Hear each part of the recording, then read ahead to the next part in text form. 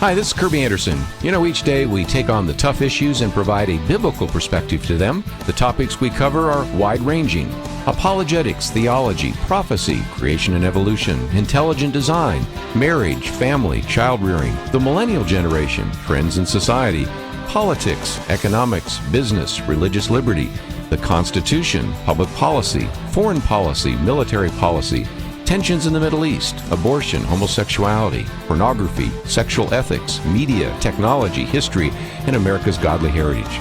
We talk about anything that affects your faith, your family, or your freedom. So don't go anywhere, because Point of View starts right now.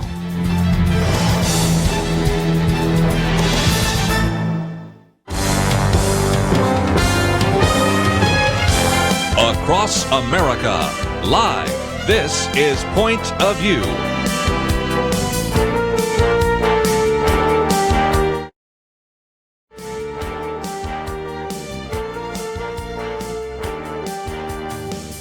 And now, Kerby Anderson. Thank you for joining me today here on Point of View. It is Weekend Edition. Penna, Dexter with me. A little bit later we'll have Kelly Shackelford. We also have some audio from Lindsey Graham yesterday. He had some enthusiastic things to say, and also some comments today by Ted Cruz. But let me give you an update, because when we signed off yesterday with you, of course, we had Dr. Ford testifying. Then a little bit later you had Judge Kavanaugh, but this went way into the evening. Most of us probably thought the vote would take place by now, but instead it won't be taking place for another hour and a half, although there have been all sorts of speeches. And in the midst of that, you've had some Democrats stand up and walk out of the hearing room. You've had Chuck Grassley, the chairman, actually tell Ted Cruz to kind of wind it down. You've had the law professor at Yale Law School, as well as the American Bar Association, calling for the FBI to probe into Kavanaugh investigations.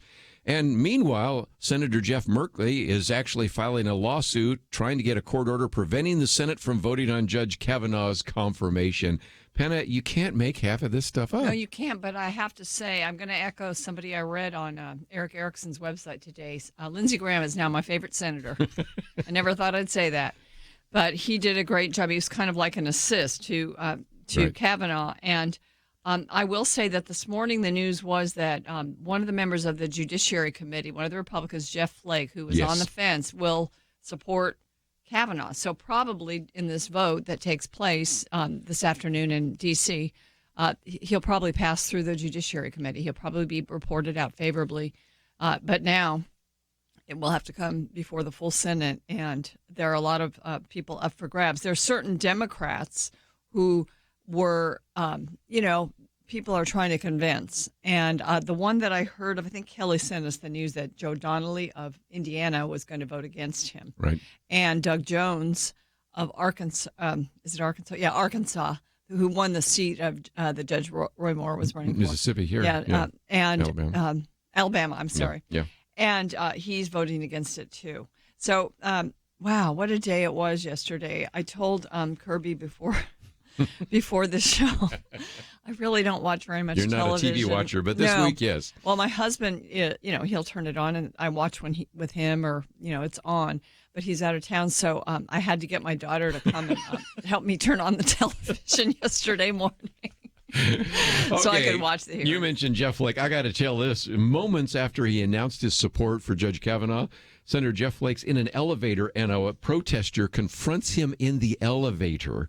And so he just quietly thanked the woman. It's on video, so people can watch that. ABC News is playing that right now. So there's a price to pay if you come out for or against, or actually if you come out for. I haven't seen Donnelly or anybody else come out with a negative. But anyway, that just shows you that it's tense even in the halls of Congress right now. Members of Congress walking out. Doesn't that remind us of what has happened in the Texas legislature, what happened in the Wisconsin legislature? And, of course, some of it was just so they could go out and do interviews in the... And then, of course, there have been protests outside. I mean, this is turned into a circus, as my favorite line is, with apologies to those of you that actually are in a circus, but it's just crazy. And that's a lot of what Judge Brett Kavanaugh said yesterday. He was pretty angry, wasn't he? He was, and that was in itself was an interesting part of the day because, the morning was filled with Dr. Ford and her testimony, and I mean, a lot of people said, "Oh, she was so brave, and she did a good job, and she was respectful, and et cetera." And I kind of have a different take on her. I thought she was, first of all, she was really edgy the whole time, which I guess you would be if you had Of not course. Yeah. testified. But I felt like she's just not totally, perhaps a healthy person in a sense. I mean, she is a psychologist herself, but she talked about post-traumatic stress and things like that. So she suffers from something. There's something wrong there. And maybe it's because of the attack way back in her childhood and other things that added to that or whatever. But that part of it took me aback a little bit to see how she was. And, of course, there was great deference afforded to her and politeness. Mm-hmm. And I thought, even though my friends on Fox were critiquing the lawyer, Rebecca, Yeah. I forget her last name, from Arizona, I thought it was a perfect move to put her there. Mm-hmm. She didn't, there's nobody that could say Yeah. that she was rude or that she abused the witness at all.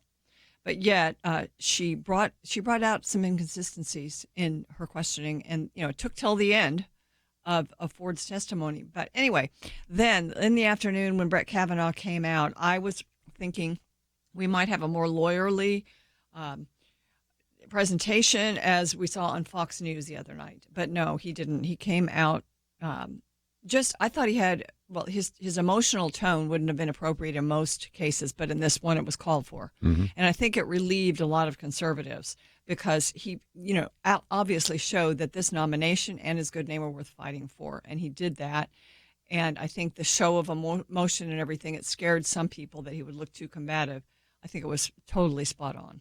I might just mention our first article here is by Rich Lowry. Brett Kavanaugh should be angry. And of course, there were some that were arguing, well, if he's this angry when he's not drunk, can't imagine how angry he gets when he is drunk. So, I mean, everybody has their take on this. And this, I think, illustrates more than anything else. I think I sent to you and Kelly a while ago the survey that basically says we're just about half and half. Mm-hmm. I mean, some people have favorable view for Brett Kavanaugh. Of course, we don't have the latest survey after last night, but previously, and then about half are not. And so it's just, and people see what they want to see. You can read some of these articles that say an outstanding job of presenting his material. New York Times, we tend to believe Dr. Ford, and we don't believe anything that we heard Judge Kavanaugh say. So it just shows you that people oftentimes, according to their bias, believe what they want to believe and listen to what they want to listen to. And so I think we're going to have a divided country once again, and it's going to be pretty crazy when they actually finally call for a vote at 1:30 today. Yes, we all have a lens in one sense. And so I think the American people and others, I did try to pull back that lens a little bit when I was watching her, especially. Oh, sure. And, I thought about what it would be like to be her and all of that. And so, there's a lot of, I guess, bravery there in a sense. Kept saying she's so brave. There's some bravery there, and she didn't want to be there.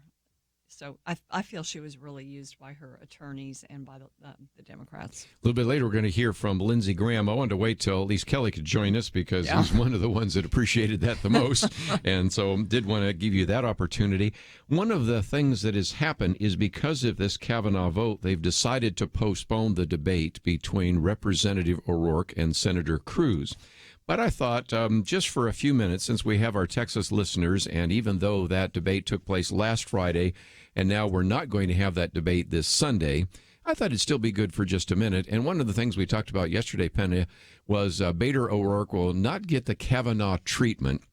And so when we come back, I wanted to talk about that a little bit, not only just the substance, but at a time when you have had just an incredible interest on the part of the mainstream media, even over the yearbook of Brett Kavanaugh, to then just be kind of so uninterested and lack any kind of curiosity about two potential felony convictions of Representative O'Rourke, who could be the next senator voting on the next Supreme Court justice. So we'll come back and talk about that right after this.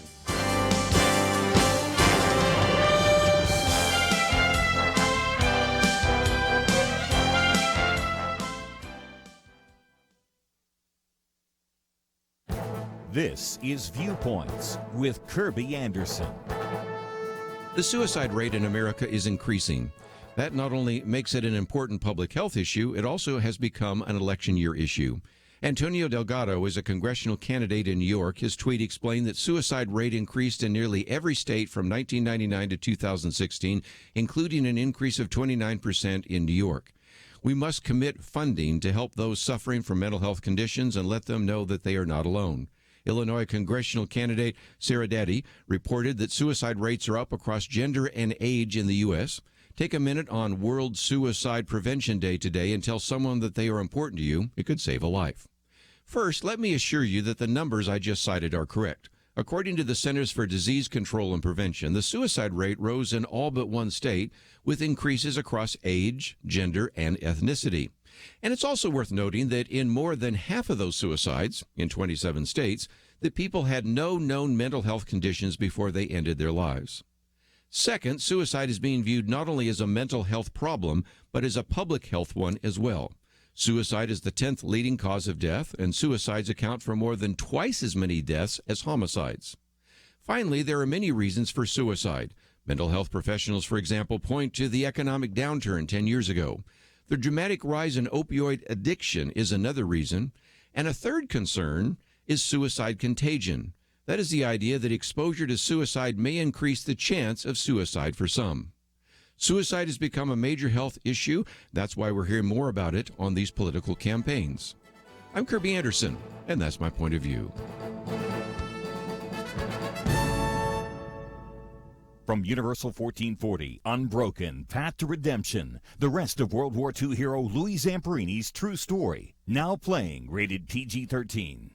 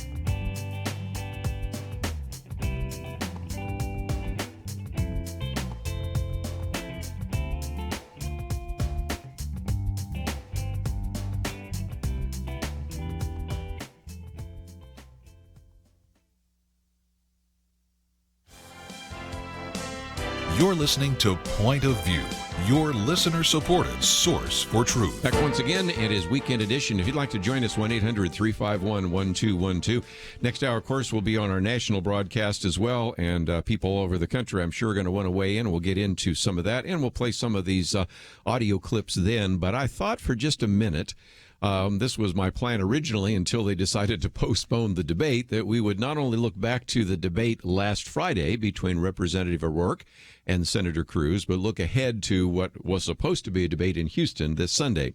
It's going to come sooner or later. And first of all, let's just, before we get into this particular article about whether or not Beto O'Rourke deserves the Kavanaugh treatment, I thought that both of these individuals were fairly articulate. And lots of people say that Representative O'Rourke, whose name is Robert Francis O'Rourke and is Irish Catholic, looks like a Kennedy, talks very well, very articulate, knows how to command a stage. And, of course, nobody was surprised that Ted Cruz, probably the master of doing debates. You wouldn't want to debate him in any situation because he's just so gifted. So in some respects, I thought the American people, or at least the Texas voters, whoever watched it, got a chance to see two individuals. And I think you also saw some really stark differences between the two. I think people should watch these debates. Like when Ted Cruz debated Bernie Sanders a few times about health care, or these debates between Beto O'Rourke or Francis O'Rourke and Ted Cruz, they're very instructive. I mean, really, down the line on all the issues, it was the difference between capitalism and conservatism and socialism and far left ideas on all the issues. That's what it was. And Francis O'Rourke, to his credit, doesn't try to hide his positions on, he doesn't try to nuance them as being more moderate. He states them. So, I see all these O'Rourke signs in my neighborhood and when I walk all over the place. And I think, those signs have just been handed out to some degree. There's a lot of money in that campaign coming in from out of state. I don't think people really know what he stands for. I think the people of Texas, in a fairly conservative community in which I live, sure, there are some people that support him. But I think, I hope that we do have all the debates that are scheduled between those two and that people watch, because his plans are so unaffordable. For one thing, they would bankrupt the country and people's taxes would be through the roof. It was funny because I was speaking with some friends. My pastor. He's from Canada, and his child had some health problems for about 7 years of her childhood, and we were asking him someone was asking him about the cost, and he said, I didn't pay a dime for all those times in Children's Hospital. But his wife chimed in, yes, but we paid 50% of our income in taxes. So, that's what it costs. 50, maybe 90, by the time we're through with all the plans that O'Rourke has. And again, I was surprised that he was so open about some of his views. I thought we would get a lot of platitudes and not so much in terms of specificity. And to the credit both of Ted Cruz trying to bring it out and also Robert Francis O'Rourke for articulating it, you really did have a striking difference. And at the very end, when Ted Cruz was saying, Representative O'Rourke believes this, not even, and then Bernie Sanders believes that, or Representative O'Rourke says this, not even some of the leadership in the Democratic House believe this. You were getting a sense of how liberal he was. And like you, I walk the neighborhood. My wife walks me twice a day, just like a dog.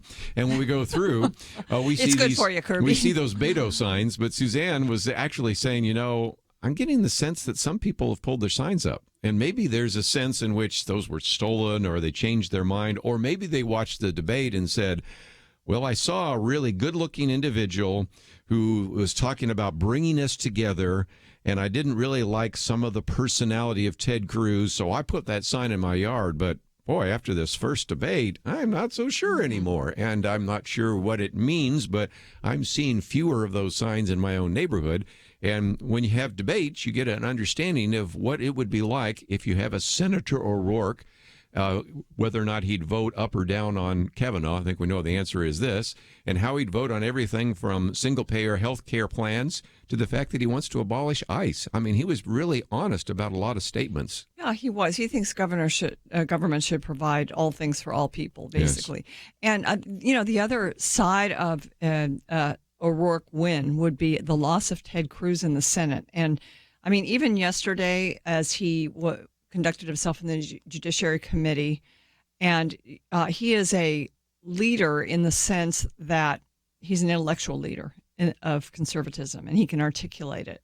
We all knew this when or at least we did when we supported him in Texas the first time he ran, and he's still that, and he's actually grown as that. Now he's made enemies, certainly, and running for president made him some enemies too, but he's a jewel, really, because he speaks his mind. He's very brave. He's very gracious to, some people try to portray him as mean, but really that meanness is really, he sticks to principles, and he can be a little bit sarcastic sometimes. So that would be a big loss to the country if we lost Ted Cruz from the Senate. In the debate, each of them had at least one potential negative. For Ted Cruz, it was, you haven't been representing Texas because you have a lot of missed votes. And I thought, okay, how's he going to respond to that? Well, I was on the ground in all sorts of different situations, Hurricane Harvey and at Sutherland Springs and on and on and on. So I think he answered that one pretty well. But the question I want to come to is the obvious question that Representative O'Rourke has to address is 2 felony arrests. And in one, a reckless drunk driving incident when he crashed into a car, then went to the next median and apparently tried to flee from the scene. And the individual that prevented that actually had to keep him from leaving and also had to warn oncoming traffic of the danger. And the article we posted yesterday by Andrew McCarthy points out that the media seems so fascinated right now by, of course, Judge Kavanaugh's, even his yearbook and anything that might have happened in high school. When we talk about Representative O'Rourke, they seem to be curiously uninterested. You know, even if you say, well, forget about the national press, how about the Austin Statesman-American? How about the Dallas Morning News? How about the Houston Chronicle? Somebody should be interested. And apparently there isn't just a lot of interest in what are some very significant facts. And I'll leave off the other one, the burglary charge at the University of Texas at El Paso. But just looking at the drunk driving issue, that was something that almost derailed George W. Bush when he ran for the presidency. He was there was a police report, and it said that he attempted to flee from the scene. He was stopped by a witness. That witness also had to warn oncoming traffic of the danger. And when he was apprehended, he said he'd only had 2 beers, but they took a breath test, and he had a blood alcohol level of 0.136, which is well above the 0.10 legal limit. And the police, he was slurring badly, so they did the test. And so, what's happened, though, and apparently his father has some influence. Anyway. He was a judge. Yeah, he was a judge. I know. So everything just went away. This was in his 20s, and the press has not been digging into this. It's surprising. He's running for the U.S. Senate. And again, his father, Patrick O'Rourke, a very well-known judge, an ally, interesting enough, of the former Democratic governor, Mark White. And so you had the question there, which we talked about before, about finding a condom filled with white powder, which most people thought was cocaine. And then the whole question about his mother as well, Melissa, may be involved in federal money laundering. Now, those all may be false allegations. We've been talking about a few of those. But it just seems to me, again, that we have a media that is fascinated by every aspect of Judge Kavanaugh and looking at his background, his high school experience, his yearbooks and everything. But they're just curiously, to use Andrew McCarthy's comment, uninterested in investigating some of the unanswered questions about Representative O'Rourke. And, of course, we won't have a debate this Sunday, but when that does get rescheduled, we'll certainly talk about that again. But when we come back from the break, Kelly Shackelford has joined us, and so we're going to get into some of those issues, including have a chance to hear from Lindsey Graham, who has become, I guess, one of Penna Dexter's favorite senators now. I never thought I'd hear that said, but we're going to have a chance to... I got to pull out that picture I had taken with him, I guess in a frame. So. And a little bit later, we've got some things Ted Cruz said today. So we've got a lot of audio, and I can't wait to hear Kelly Shackelford explain a few things, including trying to explain why the American Bar Association is convinced that we need an FBI probe, and why all our Democratic senators are walking out in the midst of all of this, and, of course, whether or not Brett Kavanaugh has a right to be angry, and much, much more. So let's take a break. We'll come back, and we have a lot to cover, and we will do so right here on Point of View. Stay tuned, and if you'd like to join us, 1-800-351-1212. Be right back.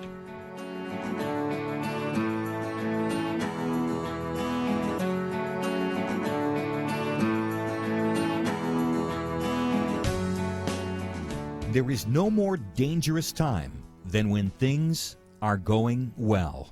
Remember Elijah on Mount Carmel? Fire came down. There was no doubt who was God, but what happened next? He went from amazing faith to a time of great fear and depression. Many Christians have been very thankful a certain Democratic candidate for president was not the one to nominate 2 replacements for the Supreme Court. But as with Elijah, times of great victory are also times of great danger. Moments like this are not the time to take it easy. This is not the time to let our guard down. This is a time to double down on our work in the community, to serve and pray and plan and invest in a better future. This is the time to join Point of View's Truth Team 360 to make sure today's promising gains are not lost tomorrow.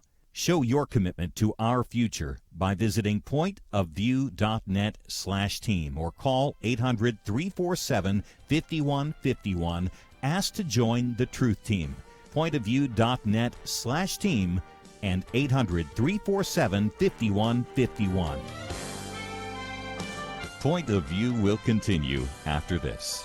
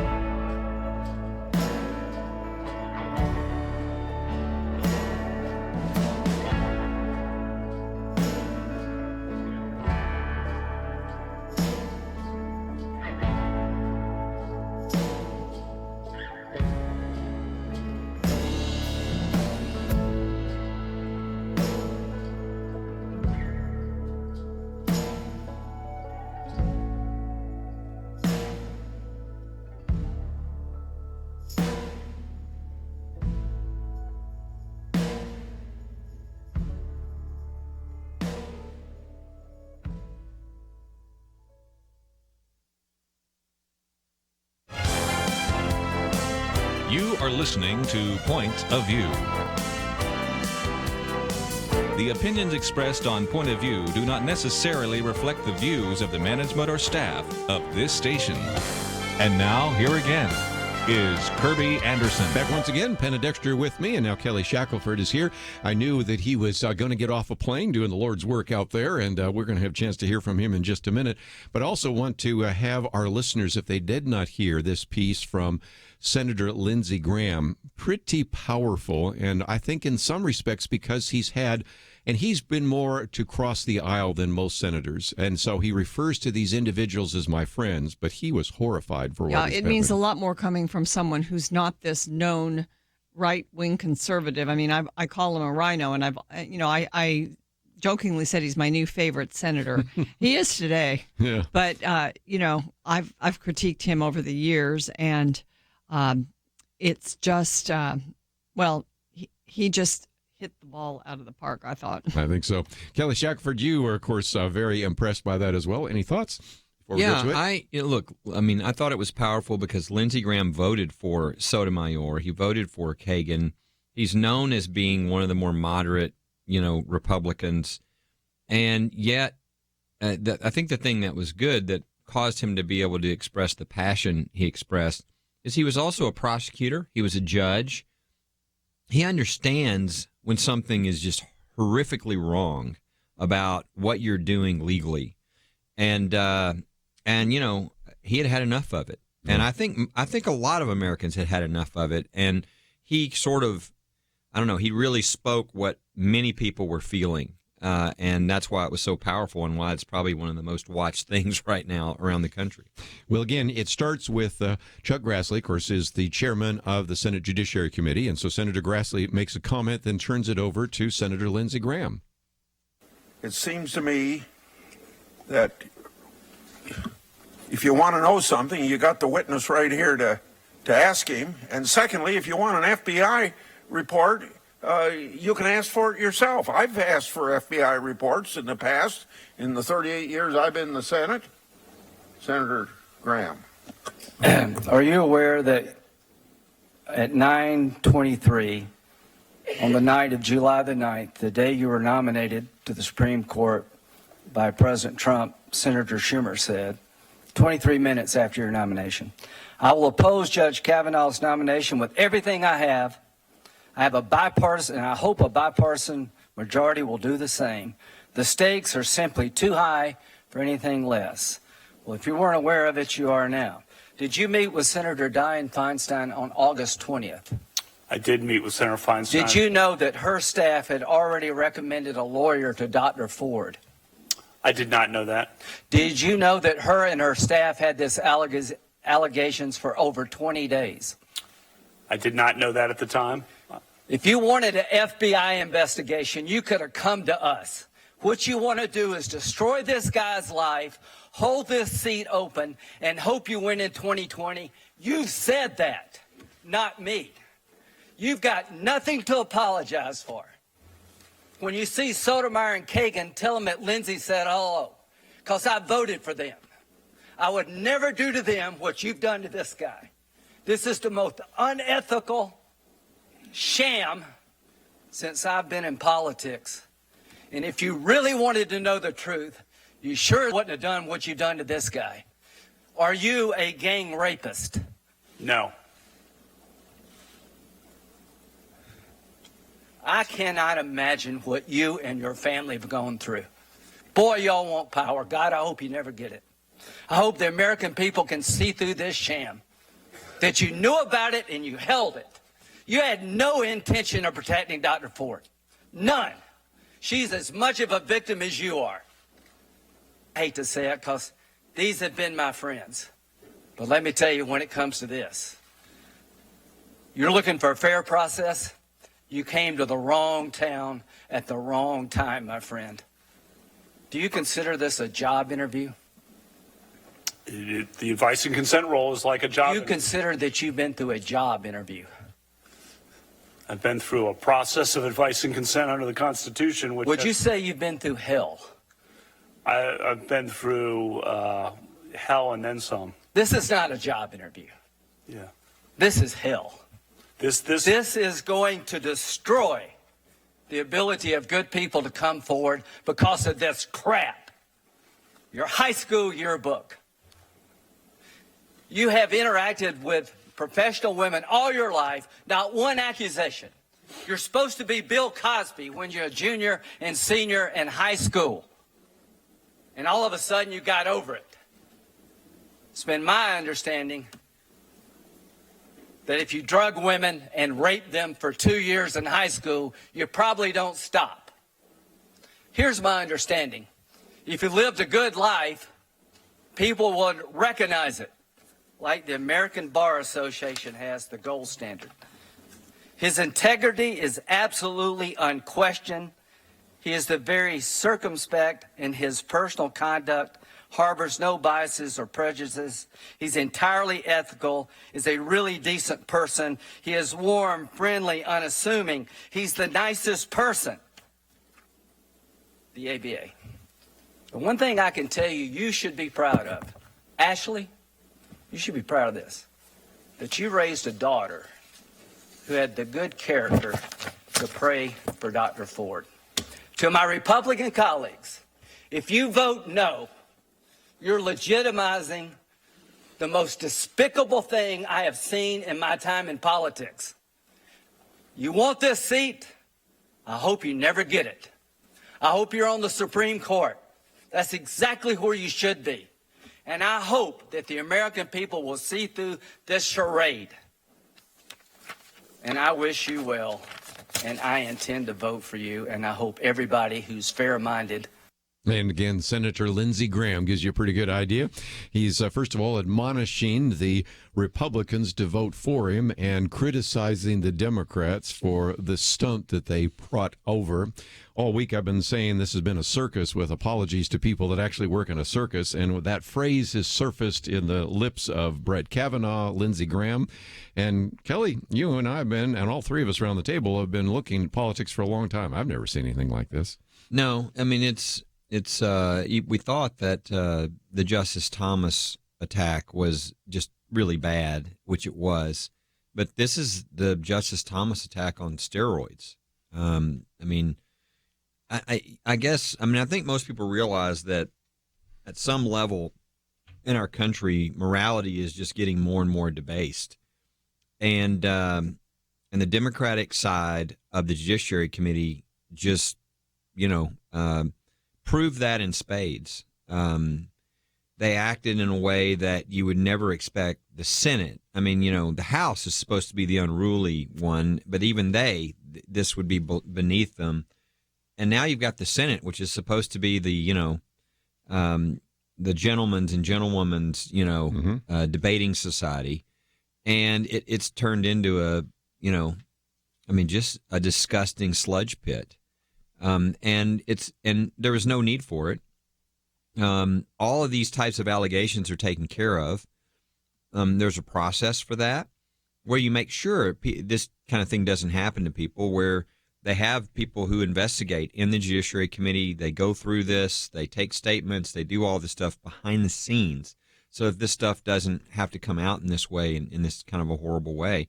But, this is the ends justify the means. Is what this is. This is we want to get our way, and so we'll do whatever we have to, and we don't really, this is the thing that's so, I think, apparent now, is we don't care who, we damage. We don't even care if we damage people who are sexual abuse victims. The person that they're supposed to be for, Dr. Ford, they used her and threw her out there when she was trying to be anonymous. These are really disgusting people, and they're really not fit to serve anywhere in the United States, much less in the United States Senate. I noticed one thing. When the Democrat, because, the Republicans, they didn't talk the first half of it because it was the attorney. And then they were able to talk with Kavanaugh. But the Democrats, they didn't ask that many questions of Kavanaugh. They just talked. And when he would try to answer, they would just almost act like, well, you're taking my time. And to me, that showed what it's about. Yeah. It was really, again, just like the original hearings for Kavanaugh, it was about them trying to showcase themselves. This whole stunt has, I think, well, it's been about them again, but it very well could backfire, at least with a lot of people, because it was so outrageous in the last minute. We're going to take a break and come back and get into a few more conversations about this as well. And I'd love to get some comments around here, because as soon as Senator Jeff Flake announced that he was going to vote in support of Judge Kavanaugh, he was confronted in an elevator by some angry people. And I think both of you know Ted and Heidi Cruz, and they just went to a restaurant. And what happened to them? We'll talk about that right after this.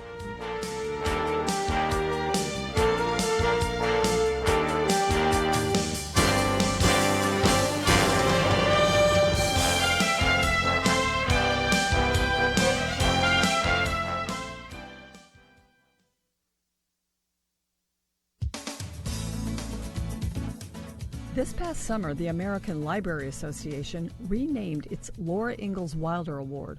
The prize is now called the Children's Literature Legacy Award. The ALA says Wilder's body of work is inconsistent with its, quote, core values of inclusiveness, integrity and respect, and responsiveness. At issue are 3 instances in which characters in Wilder's beloved Little House on the Prairie series say, the only good Indian is a dead Indian, and other statements that hardly anyone would defend today. References to the white settlers' manifest destiny are seen as offensive to the black community. But, as the Wall Street Journal points out, the Wilder Award was established in 1954, and its first recipient was Laura Ingalls Wilder herself. The Journal writer wonders, if we judge past luminaries by today's standards, who's next to go? World Magazine's entertainment writer Megan Bosham heard this news and spent a couple of days digging into her family's old Little House books and VHS tapes of the TV show. One of the critiques of the Little House stories is that Ma's character often expresses fear of Indians. But Megan Bosham points out that Pa repeatedly contradicts that fear. His daughter Laura sums up Pa's attitude. He figures that the Indians would be as peaceable as anyone else if they were let alone. There are many examples where Pa explains the Indians' practices to those who fear them. What the townspeople think is a war party is really a buffalo hunt. A prairie fire seen as meant to harm white settlers was set to clear grasses and make traveling easier. Ms. Bosham describes an episode in which Laura sobs for the Indians' forced relocation. Wilder's books were written in the 1930s, well before the PC movement affected the way we teach history. Megan Bosham's deep dive into Wilder lore shows us that Laura Ingalls Wilder's sensitivity to Native history was actually ahead of her time. For Point of View, I'm Penna Dexter.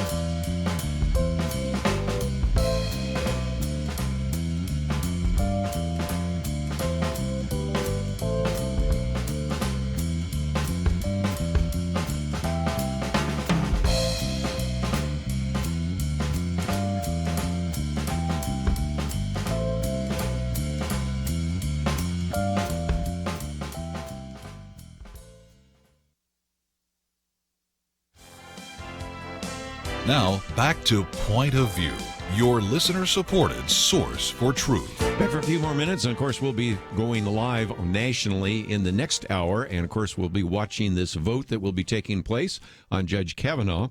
But I thought, especially for some of our local listeners, we've already talked a little bit about Ted Cruz, and there's a couple of things that have happened. First of all, of course, I mentioned Jeff Flake confronted in the elevator, and you would think that that would be kind of a non-issue, but ABC News, I played the video and made a big deal about that. One of the articles I've posted is about the Republican senators that were doxxed after testimony, and a lot of people go, what does doxxed mean? It's mean where you go to Wikipedia or some other place and you put the people's personal emails, their home address, their home phone number, and they did that to a number of the Republican senators. Somebody did, and they couldn't trace it down any further than somebody in Capitol Hill, so I've got to think maybe it was a Democratic staffer has done that. And then let's talk about this one, Penna.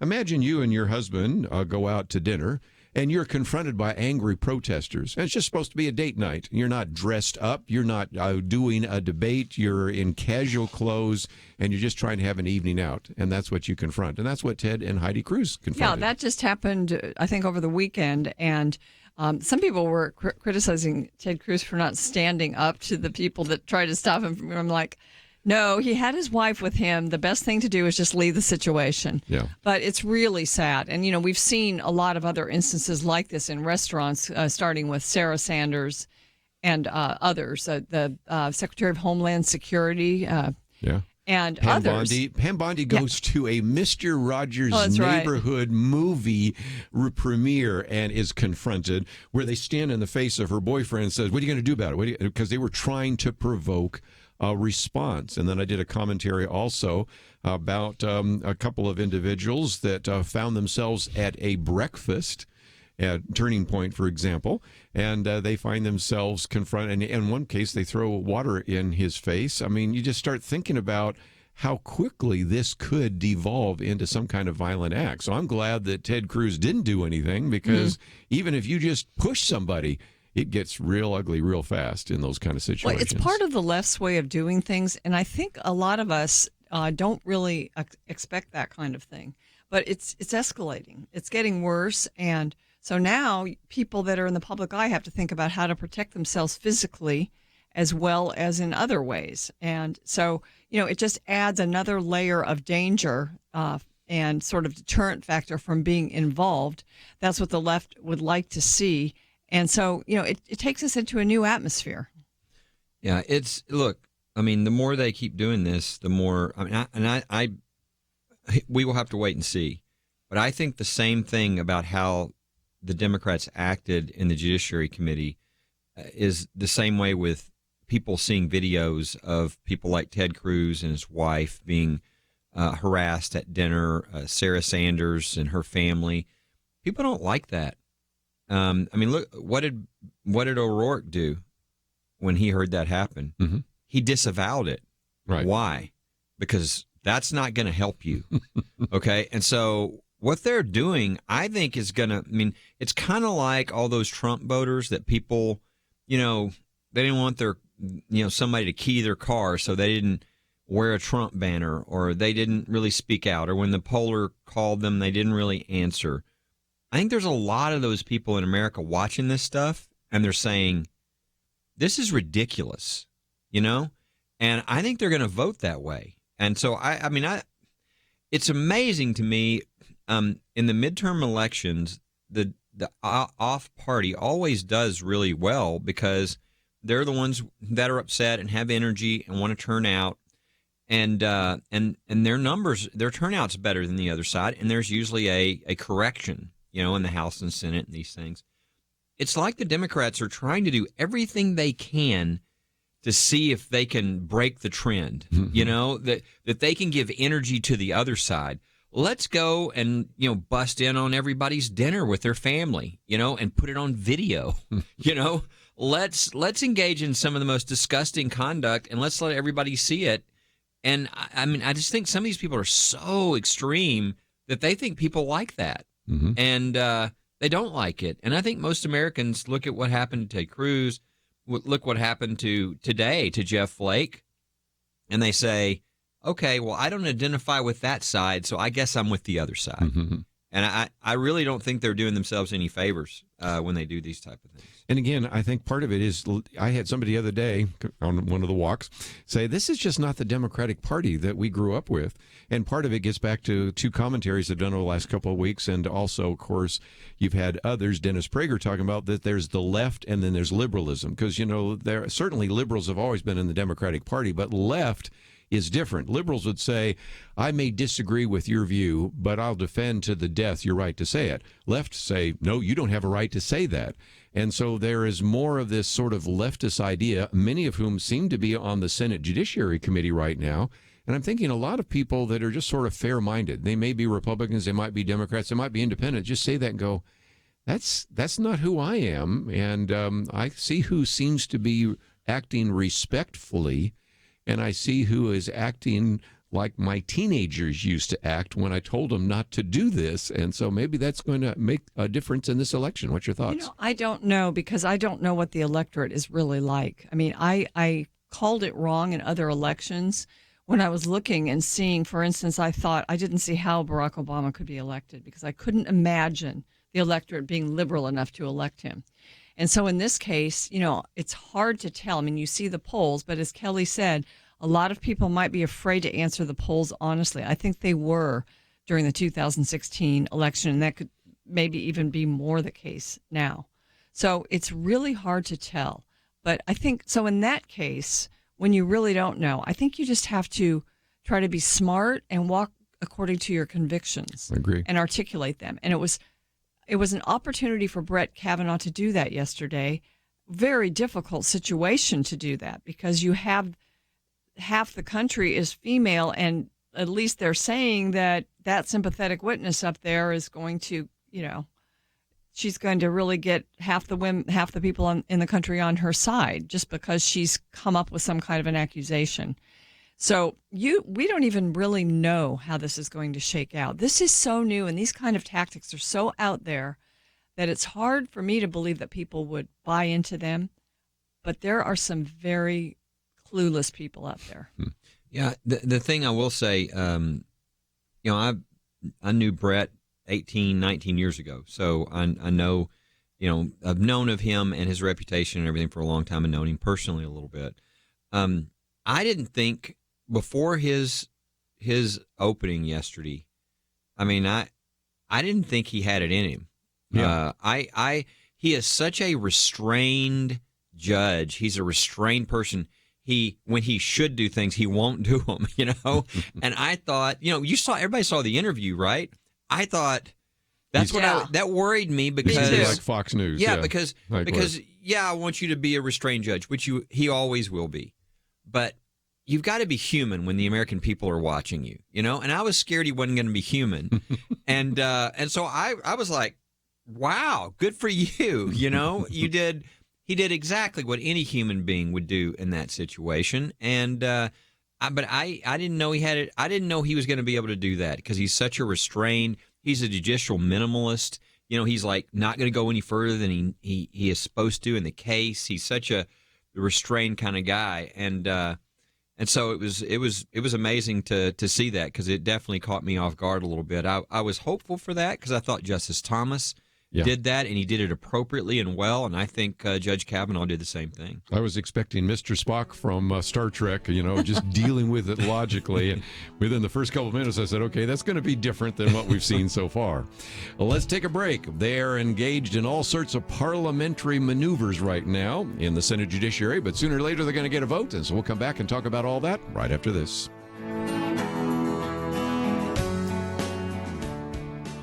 It wasn't long ago, it seemed, every official decision brought religious liberty and our ability to live as faithful Christians into question. Some of us wondered how long it would be before we were literally forced to choose between obeying God or men. That pressure seems to have subsided just a bit, and now is the time not to take a breath, but to work as hard as we can for the future of our nation. Thanks to you, Point of View is doing just that. And our special thanks to those who have become members of Truth Team 360. In football, 22 guys battle it out on the field while 40 or 60,000 watch in the stands and perhaps hundreds of thousands more watch on television. We need a special few to get out of the seats and into the game. Join today by calling 1-800-347-5151 and ask to join the Truth Team, or visit us online at pointofview.net/team. We really do need you. The nation needs you. 800-347-5151 and pointofview.net/team. Point of View will continue after this.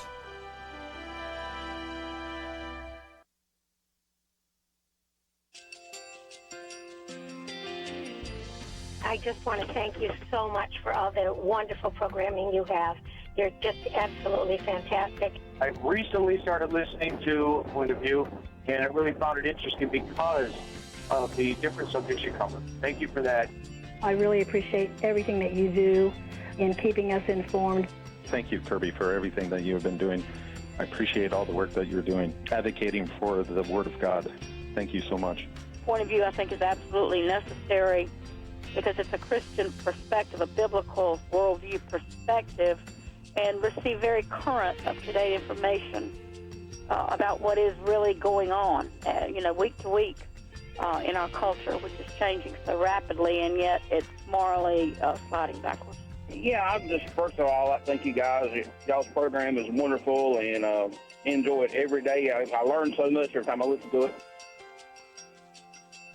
Point of View Radio Talk Show.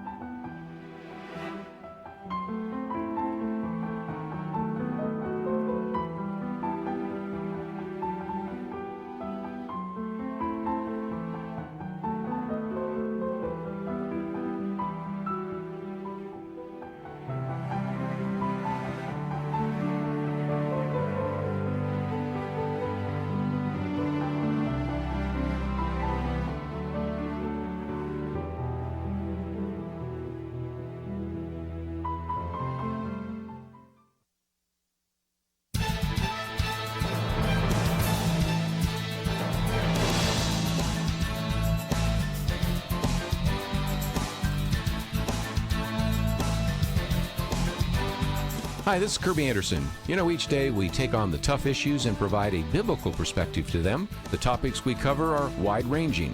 Apologetics, theology, prophecy, creation and evolution, intelligent design, marriage, family, child-rearing, the millennial generation, friends and society, politics, economics, business, religious liberty, the Constitution, public policy, foreign policy, military policy, tensions in the Middle East, abortion, homosexuality, pornography, sexual ethics, media, technology, history, and America's godly heritage. We talk about anything that affects your faith, your family, or your freedom. So don't go anywhere, because Point of View starts right now.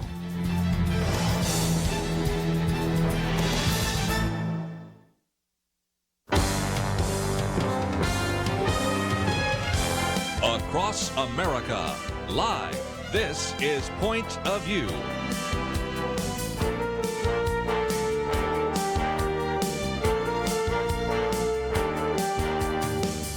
And now, Kerby Anderson. Thank you for joining me today. Certainly have a lot to talk about because we just had a vote in the Senate Judiciary Committee. And of course, yesterday, as we're going off the air, we were told that the vote would be at 9:30. It ended up being at 1:30, sort of. I'll get into all that in just a minute.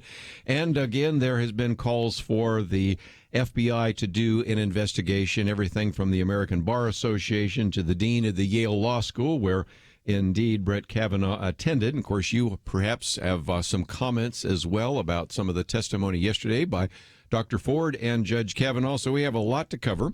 It is our weekend edition. Penna Dexter, Kelly Shackelford, and Penna, we do have a vote 11-10 out of the Senate Judiciary, but with a proviso. Explain, Right. if you might. There are 11 Republicans and 10 Democrats on the Judiciary Committee, so it was voted out of the committee recommending that the nomination go forward to the full Senate on party lines.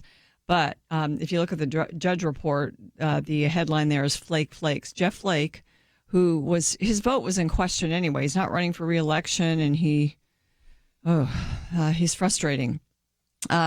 He insisted, he confab with the Democrats before the vote and insisted that his vote, yes, would be contingent upon an FBI investigation, a week of an FBI investigation taking place before the full Senate would vote.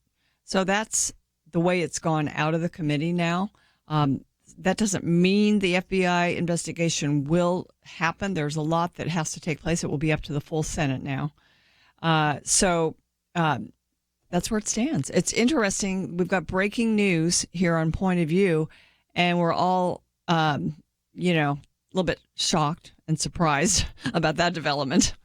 Well, again, the price that you pay for a vote. Jeff Flake, when he announced his support for Judge Kavanaugh, finds himself cornered by a protester in an elevator. And that relates to some other things. We've posted an article here about Republican senators yesterday were doxxed. You might say, well, what's doxxed? Well, that's where then you post the private email, the private cell phone, the home address, the home phone number of senators. And that was done by somebody on Capitol Hill. We can mention, of course, Ted Cruz and Heidi Cruz confronted by protesters simply because he's been friends with Kavanaugh. So it's getting pretty ugly. But Kelly, I would love to get your comments because you know Judge Kavanaugh. You've been up on Capitol Hill many times. And what are your thoughts? Well, Guy, there are a lot of thoughts. First, this most recent action by Flake.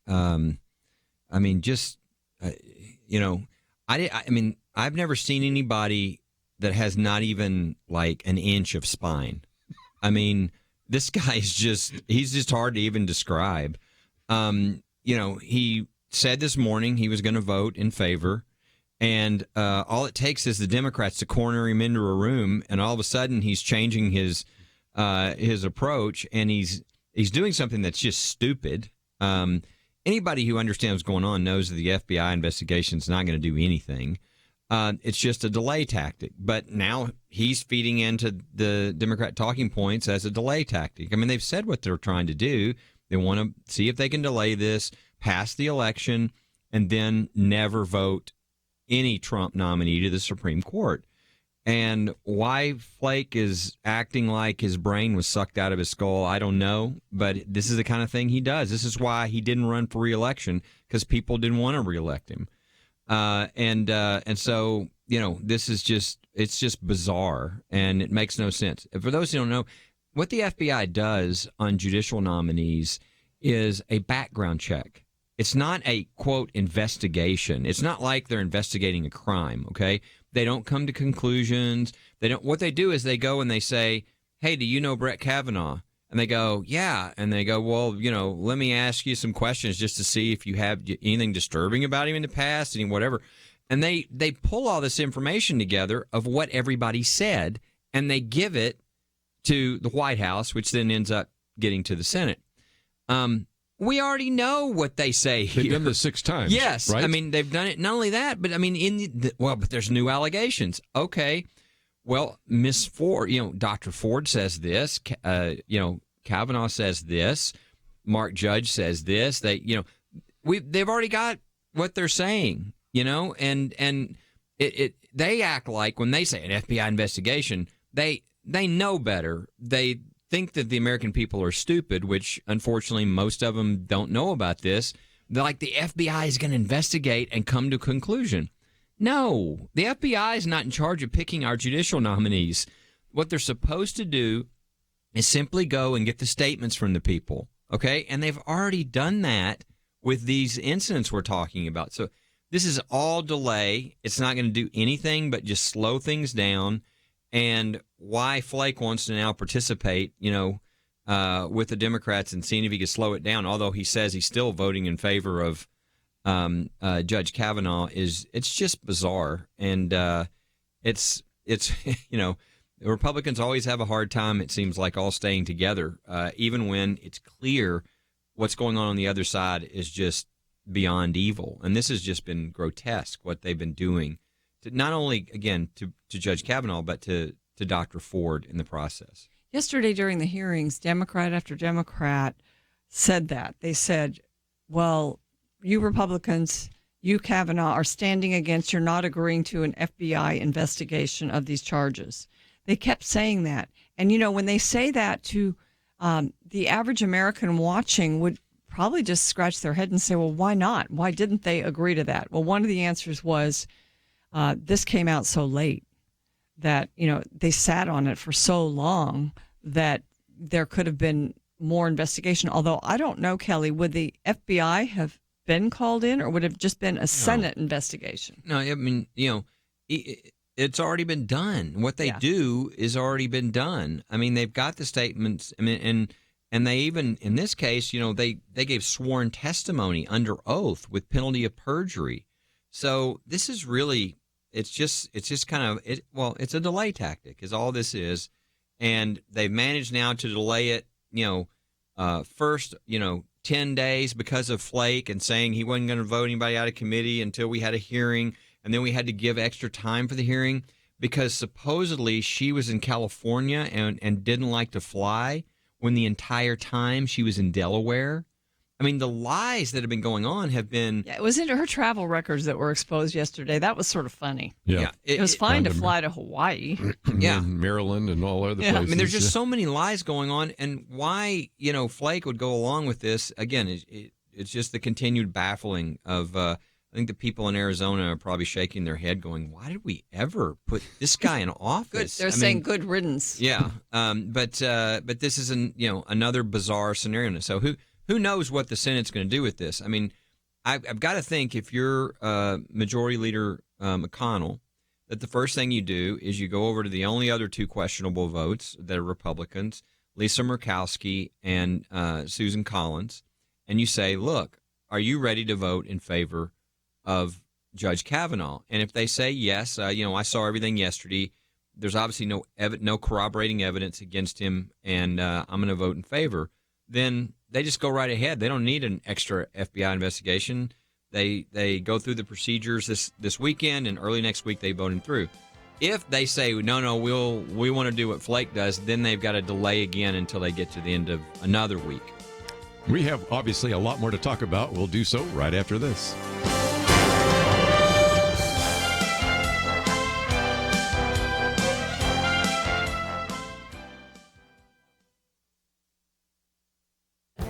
This is Viewpoints with Kerby Anderson. The suicide rate in America is increasing. That not only makes it an important public health issue, it also has become an election year issue. Antonio Delgado is a congressional candidate in New York. His tweet explained that suicide rate increased in nearly every state from 1999 to 2016, including an increase of 29% in New York. We must commit funding to help those suffering from mental health conditions and let them know that they are not alone. Illinois congressional candidate Sarah Daddy reported that suicide rates are up across gender and age in the U.S. Take a minute on World Suicide Prevention Day today and tell someone that they are important to you. It could save a life. First, let me assure you that the numbers I just cited are correct. According to the Centers for Disease Control and Prevention, the suicide rate rose in all but one state, with increases across age, gender, and ethnicity. And it's also worth noting that in more than half of those suicides, in 27 states, the people had no known mental health conditions before they ended their lives. Second, suicide is being viewed not only as a mental health problem, but as a public health one as well. Suicide is the 10th leading cause of death, and suicides account for more than twice as many deaths as homicides. Finally, there are many reasons for suicide. Mental health professionals, for example, point to the economic downturn 10 years ago. The dramatic rise in opioid addiction is another reason. And a third concern is suicide contagion. That is the idea that exposure to suicide may increase the chance of suicide for some. Suicide has become a major health issue. That's why we're hearing more about it on these political campaigns. I'm Kerby Anderson, and that's my point of view. From Universal 1440, Unbroken, Path to Redemption, the rest of World War II hero Louis Zamperini's true story, now playing, rated PG-13.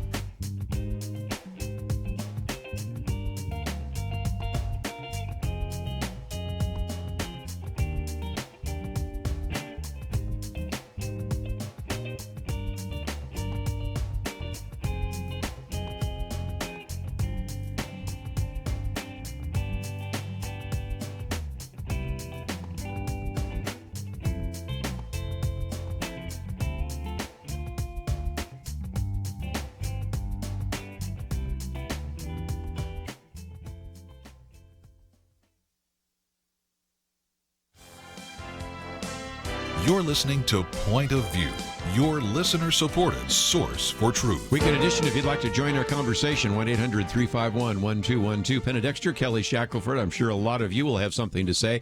Let me just mention some of the articles we've posted. One by Rich Lowry, Brett Kavanaugh, should be angry. Another one, Lindsey Graham. We're going to have a chance to hear from him in just a minute. Takes on the Democrats, and that is pretty interesting to listen to. Then one called Advice and Consent has turned into Search and Destroy. That was one of the comments by, of course, Judge Kavanaugh. And then, of course, we have the one about the Republican senators, which were doxxed after the testimony. And, Kelly, I want to get to your comment before we do hear from Lindsey Graham. First of all, of course, the American Bar Association and even the dean of the Yale Law School, you know, I've got my Yale alumni magazine right here just saying we need to have an FBI investigation. You kind of set that one aside, but that's going to postpone. Deal with this other one real quickly. Senator Jeff Merkley, who is a senator from Oregon, has filed a lawsuit seeking a court order preventing the Senate from voting on Judge Kavanaugh's confirmation. Does that even have a chance? Zero. Yes, okay. I mean, what I hope is that the judge will sanction him for filing a frivolous lawsuit. Right. That's ridiculous. And as somebody who's in Congress and doesn't understand the separation of powers needs to leave Congress. Yes. I mean, that's just so ridiculous. This Article 1 is Congress, and Article 2 is the administration. Article 3 is the judiciary. And it's just the craziest stuff. I mean, that is happening right now. So we just need some common sense around here. So it's another sort of example of posturing. Yes. And there's just a lot of grandstanding and everything. Mm-hmm. And That's why I thought for just a minute, let's, if we can, hear from Lindsey Graham. Last hour, for those of you on the local station, you might have heard the entire clip. We're going to shorten it a little bit because we want to hear your comments. But Lindsey Graham came out of nowhere. I just did not necessarily see this one coming. So we'll go first. You'll hear, first of all, of course, the Senate Judiciary Committee chairperson, and that is Senator Chuck Grassley, who then turns it over to Senator Lindsey Graham, who starts out asking a question of Judge Kavanaugh, but then finally just turns towards some of the Democrats on the committee and really lets them have it. So let's have a chance to hear, first of all, from Chuck Grassley, then Lindsey Graham. It seems to me that if you want to know something, you got the witness right here to ask him. And secondly, if you want an FBI report, you can ask for it yourself. I've asked for FBI reports in the past, in the 38 years I've been in the Senate. Senator Graham.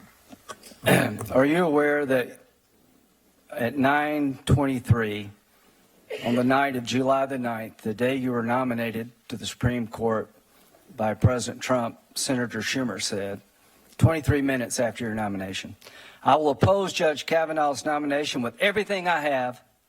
I have a bipartisan, and I hope a bipartisan majority will do the same. The stakes are simply too high for anything less.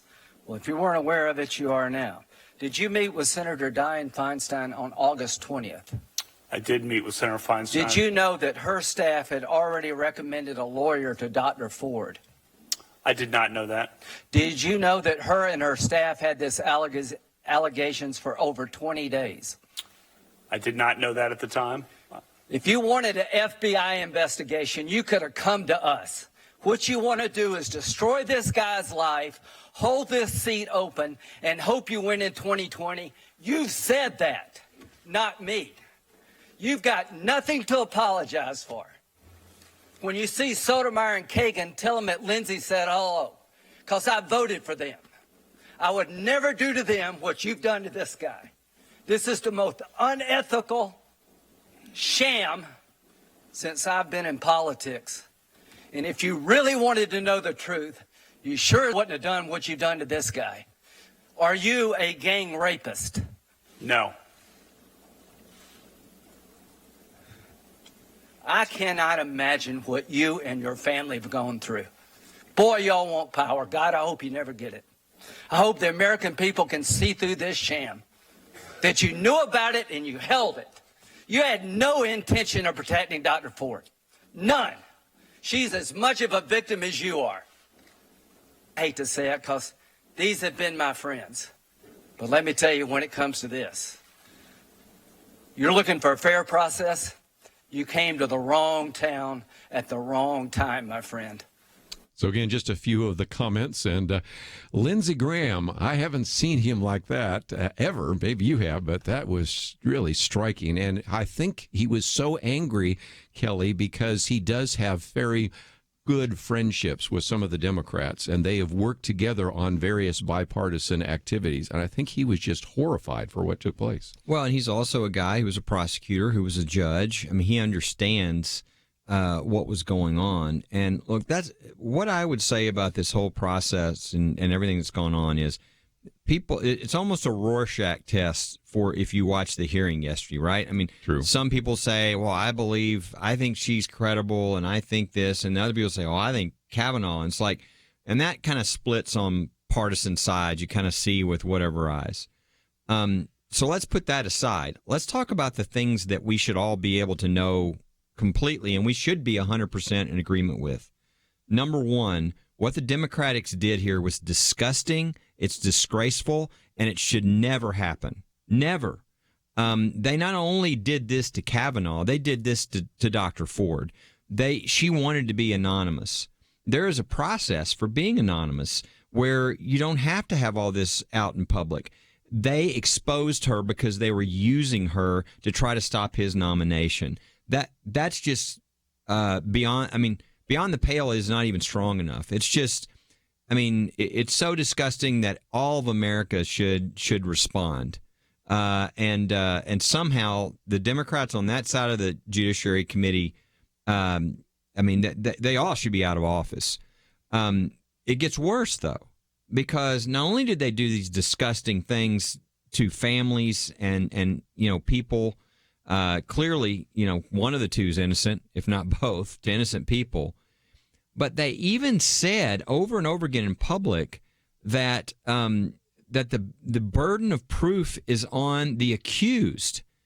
I mean, they're literally trying to turn our country into a banana republic. Look, it's not a criminal trial, so it's not beyond the proof. Is not beyond a reasonable doubt.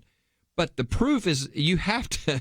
It can't be on the. I mean, if all of a sudden now, anytime you accuse anybody, they're guilty.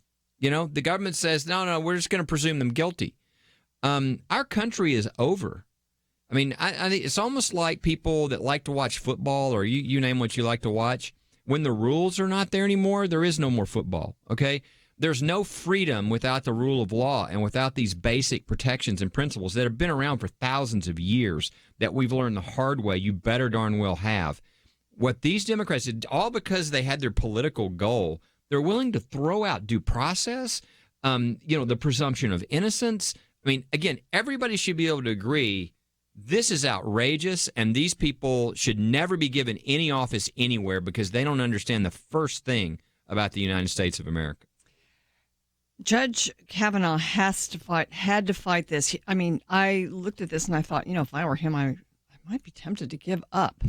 But this goes so far beyond just, the Supreme Court appointment is massively important. But the Me Too movement, in this case and in many others, being weaponized to change the way our legal system works and to say, it was kind of like the I Believe Christine thing. If you believe her, then that's all that matters. If a woman makes an accusation of any kind of sexual, mischief against her, the mantra of the left now is you have to believe her, and that trumps everything, including the rule of law. And, if the Democrats are successful in derailing this nomination, which I don't think in the end they will be, they may delay it. Hopefully they don't. It'll chip away at the rule of law.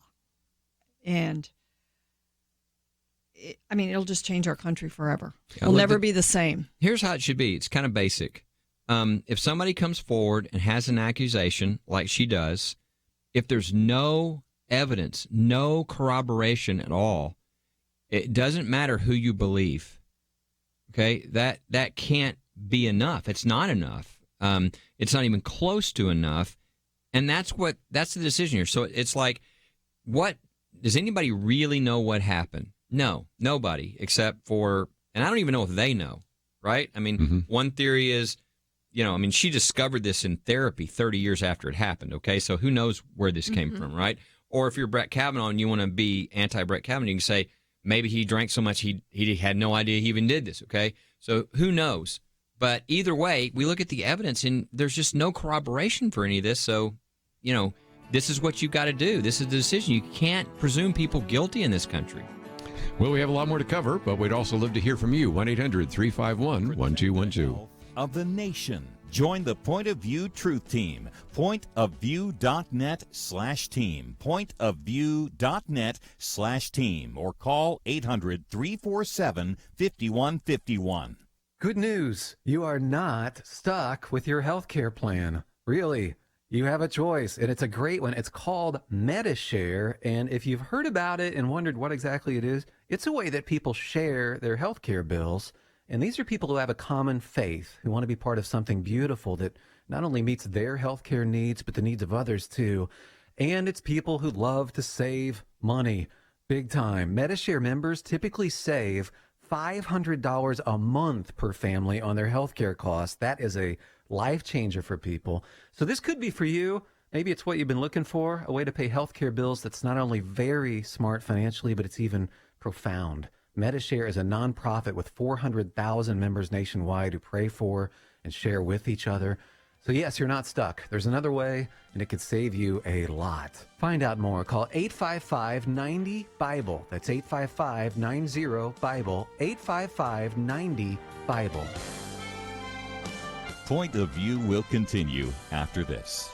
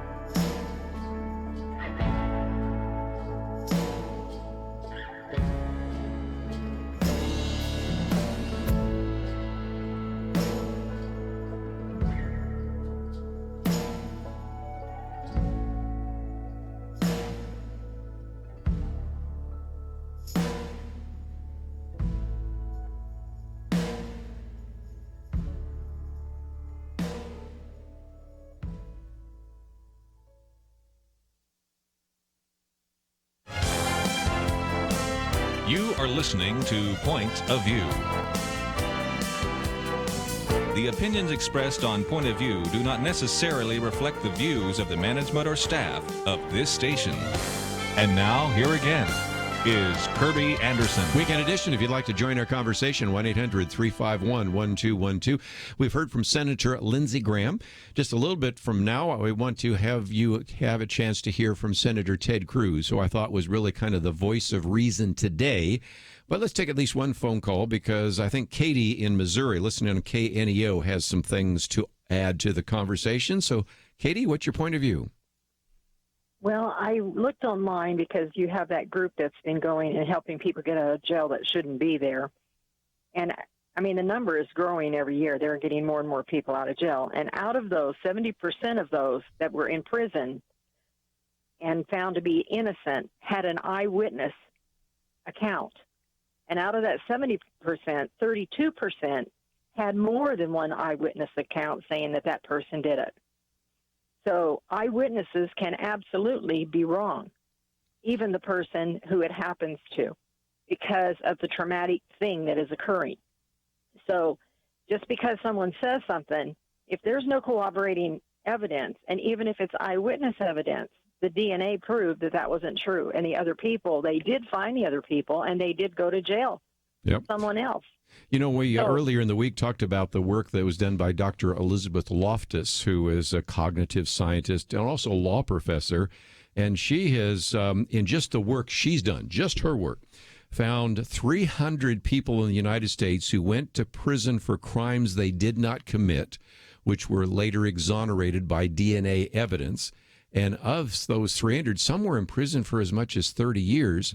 3/4 of those convictions were the result of false memories of the accuser.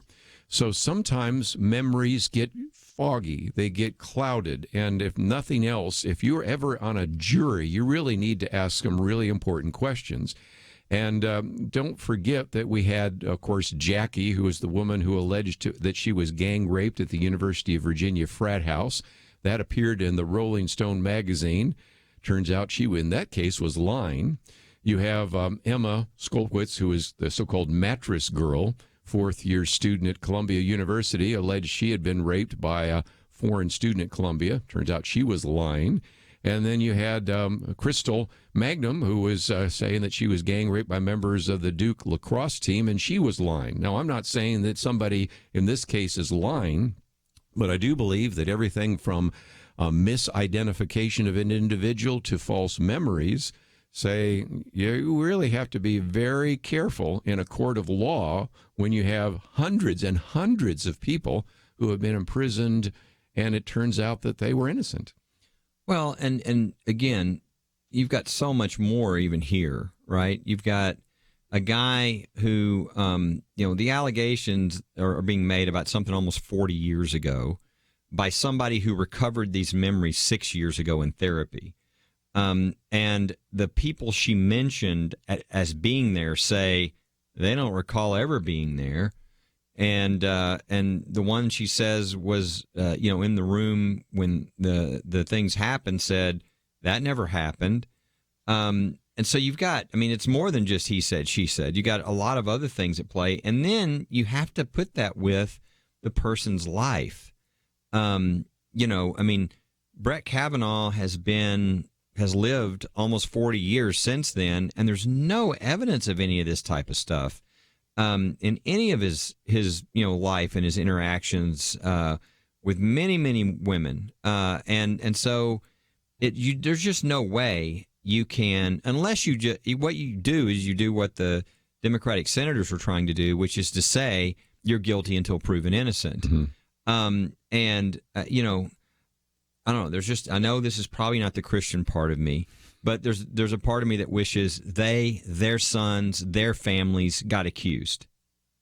And all of a sudden they would value the American system, the thing that makes this country great, that we're not guilty until proven innocent. How dare they, as leaders in our country, move for that just for their own political purposes? That's just incredibly destructive to the country. And again, I wish people of all parties would say anybody who gets up and says you're guilty until proven innocent, you're done. And I do think there are anybody who said that, like Coons and Blumenthal and the ones who specifically said that, I think they're done nationally because that video will roll.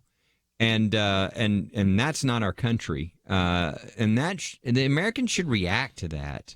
And I think they do. I think they realize that what happened here was bad. It was political. It was obvious the leak came from the Democratic staffers, and they waited till the end instead of doing a private investigation to even protect Dr. Ford. Dr. Ford. Sure. It really is disgusting. They just don't care about what they do to innocent people. because they have a political axe to grind. And, my wife said something the other day. She doesn't pay attention to all this stuff. And so she said, I was praying and praying because I was really heartbroken about this. And I felt like the Lord was telling me this isn't even about Brett Kavanaugh. It's about Roe v. Wade. And I said, well, yeah. And she said, what do you mean? I mean, she hadn't paid attention. So to her, she just felt like that came straight from God. And I was like, yeah, that's exactly what it is. And so that's why this feels and looks like it's coming from the pit of hell, because it is. That's where these attacks are coming from. That's what's on the other side. That's why no rules, no fairness, no dignity, none of that is being preserved, because now it also tells you how important this is that this go through. I mean, God is shaking the gates of hell, and they don't like it. And so hopefully people need to keep praying, because there's a huge spiritual, battle going here that unfortunately a lot of innocent people are being drug into. I saw this week that Point of View asked people to pray about this. And I think it is a time for prayer, because it is a spiritual battle, and it's a battle of life and death. And, a lot of times when there's an issue that is so important to you, like life, for instance, on both sides, Roe versus Wade is just that kind of a horrible decision that happened that is so important that people want to protect it on the left. And so they'll allow for just about any tactic to protect it. That is such a great good in their mind that they will allow for even something like this, which, if people are like feminists or Me Too people, and this works, all of a sudden this is going to backfire on women big time. Oh, yeah. This becomes the tool in your next box, in your toolbox. You'll use it every time. Yes. So it will just, people won't hire women. They want to be hired and have positions. The hashtag Me Too movement's destroyed by this, as a lot of people have said. But it doesn't matter if you are rabidly pro-abortion. And so I do think that there are actually forces to be prayed against, I think. I don't speak that way very often, but I really believe that this is a time. Now, this other possible delay might happen. Pray that it doesn't happen. Pray that the Senate can just go ahead and vote quickly and get this done. But just pray for the outcome of this. I would just implore. That's about all we can do right now. Yes. And you can talk to your senators. And I might just mention, I did send out a prayer announcement that went out to all of our people. By the way, your sweet wife put out one that I was watching as well. We have a video about that and a take action. So anything that would be helpful for you to mobilize other people for prayer. And I'll tell you, everywhere I go, people say, can we just stop and pray? I'm in a deacons meeting the other night, and they don't talk about politics. Well, maybe our church does, but most churches don't talk politics. And they'd stop to have everybody pray. I had a meeting yesterday. I was doing devotions, and we stopped to pray for that as well. It's everywhere I'm going, people are praying. And I frankly think some of the prayers during 2016 gave us what we have right now. So, again, I so endorse that idea of prayer. And again, if we have the FBI investigation, I suggested off air, let me suggest it on air. We've talked about the fact that these two men have come forward. They have alleged that Dr. Ford is mistaken, that they were the ones that actually perpetrated this particular action in 1982. The Senate Judiciary did investigate that, but they didn't announce it yesterday. At least I never heard that they did. And I'm wondering if they just thought maybe there wasn't anything there or it wasn't necessary. Well, now, if you get the FBI investigating and they find out this really was mistaken identity, and maybe they give these guys immunity so they don't get, I guess the statute of limitations has ended anyway, so they could really say, you've just ruined the life of a good man because we were the ones that did this stupid thing back in 1982 when we were half drunk. Boy, I don't know that I'll hear apologies from people in the Senate Probably Judiciary, but it would change everything, wouldn't it? The problem with this whole thing is that the FBI is not going to come to conclusion. That's not what they do. They'll just interview them, and that's it. Yeah, all it'll be is, okay, we've got some more statements. This guy says he was the one who did it. This guy says this. Yeah. And then how would we know? We're going to be back to where we started. This is just total delay. It really serves no purpose except to try to fool the American people for the purpose of delaying things even more. So, I've got a full bank of phone calls here. Penna's got some things to say. We also want you to have a chance to hear from Ted Cruz, too. So we'll let Penna come back with her question. We'll hear from one thing that Ted Cruz said today, which was really well said. So we'll get a chance to hear from him right after this.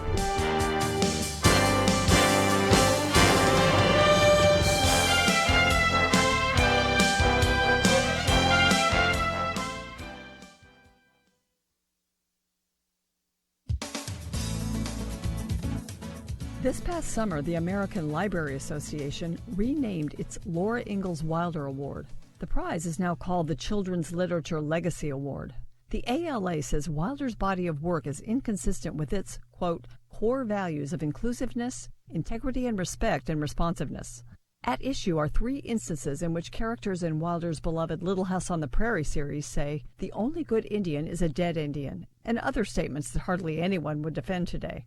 References to the white settlers' manifest destiny are seen as offensive to the black community. But, as the Wall Street Journal points out, the Wilder Award was established in 1954, and its first recipient was Laura Ingalls Wilder herself. The Journal writer wonders, if we judge past luminaries by today's standards, who's next to go? World Magazine's entertainment writer Megan Bosham heard this news and spent a couple of days digging into her family's old Little House books and VHS tapes of the TV show. One of the critiques of the Little House stories is that Ma's character often expresses fear of Indians. But Megan Bosham points out that Pa repeatedly contradicts that fear. His daughter Laura sums up Pa's attitude. He figures that the Indians would be as peaceable as anyone else if they were let alone. There are many examples where Pa explains the Indians' practices to those who fear them. What the townspeople think is a war party is really a buffalo hunt. A prairie fire seen as meant to harm white settlers was set to clear grasses and make traveling easier. Ms. Bosham describes an episode in which Laura sobs for the Indians' forced relocation. Wilder's books were written in the 1930s, well before the PC movement affected the way we teach history. Megan Bosham's deep dive into Wilder lore shows us that Laura Ingalls Wilder's sensitivity to Native history was actually ahead of her time. For Point of View, I'm Penna Dexter.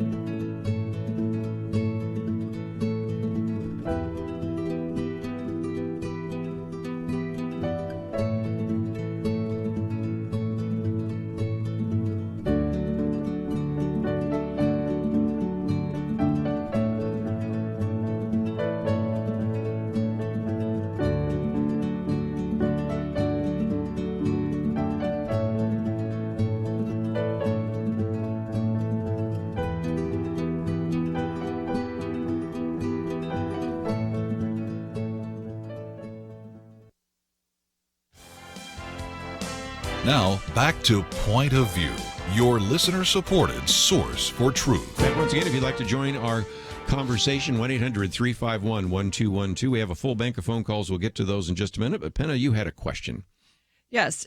We talked about the stakes of this, and of course, for the country, for the rule of law, for due process, we've discussed those stakes, the Me Too movement. But what about just on the court, Kelly? If the Democrats, their goal, as has been stated clearly by many people, is to delay seating someone on the court and really get it delayed past the election, and then if the Senate actually goes Democrat, they would leave that seat open, and you'd have 4-4 decisions from now until 2020. Yep. So what's at stake with that?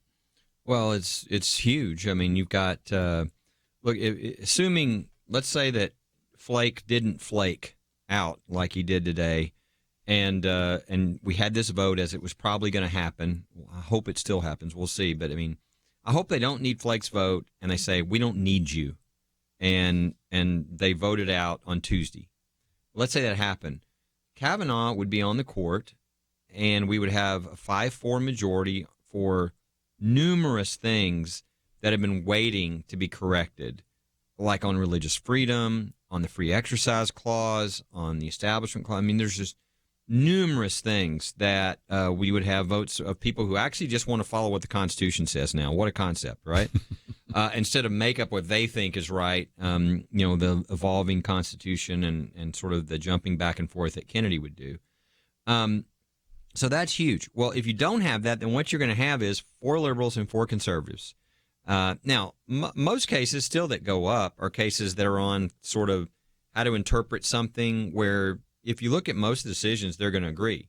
But on all the big cases where there is this split, there's going to be no decision on anything, whether it's religious freedom, whether it's life, whether it's the Second Amendment, you basically, you're not going to have a Supreme Court for at least 2 more years. Now, that's just the beginning, though.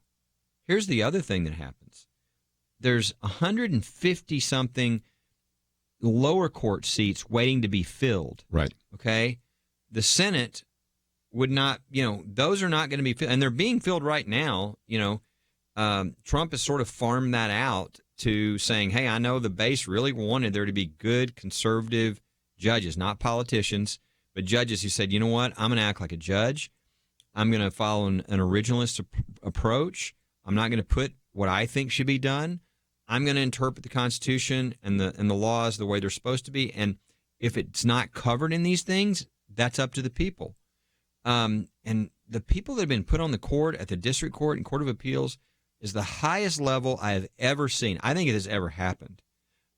Because there's not the usual politics of, well, my brother helped you get elected, so you need to put you need to put his brother on the court. And it's none of that. They're putting really solid, great people, and you see that in the quality of judges like a Gorsuch. If you look at the opinions of a Kavanaugh, considered one of the most brilliant, and very a judicial minimalist, a guy who's like, I'm not here to push me.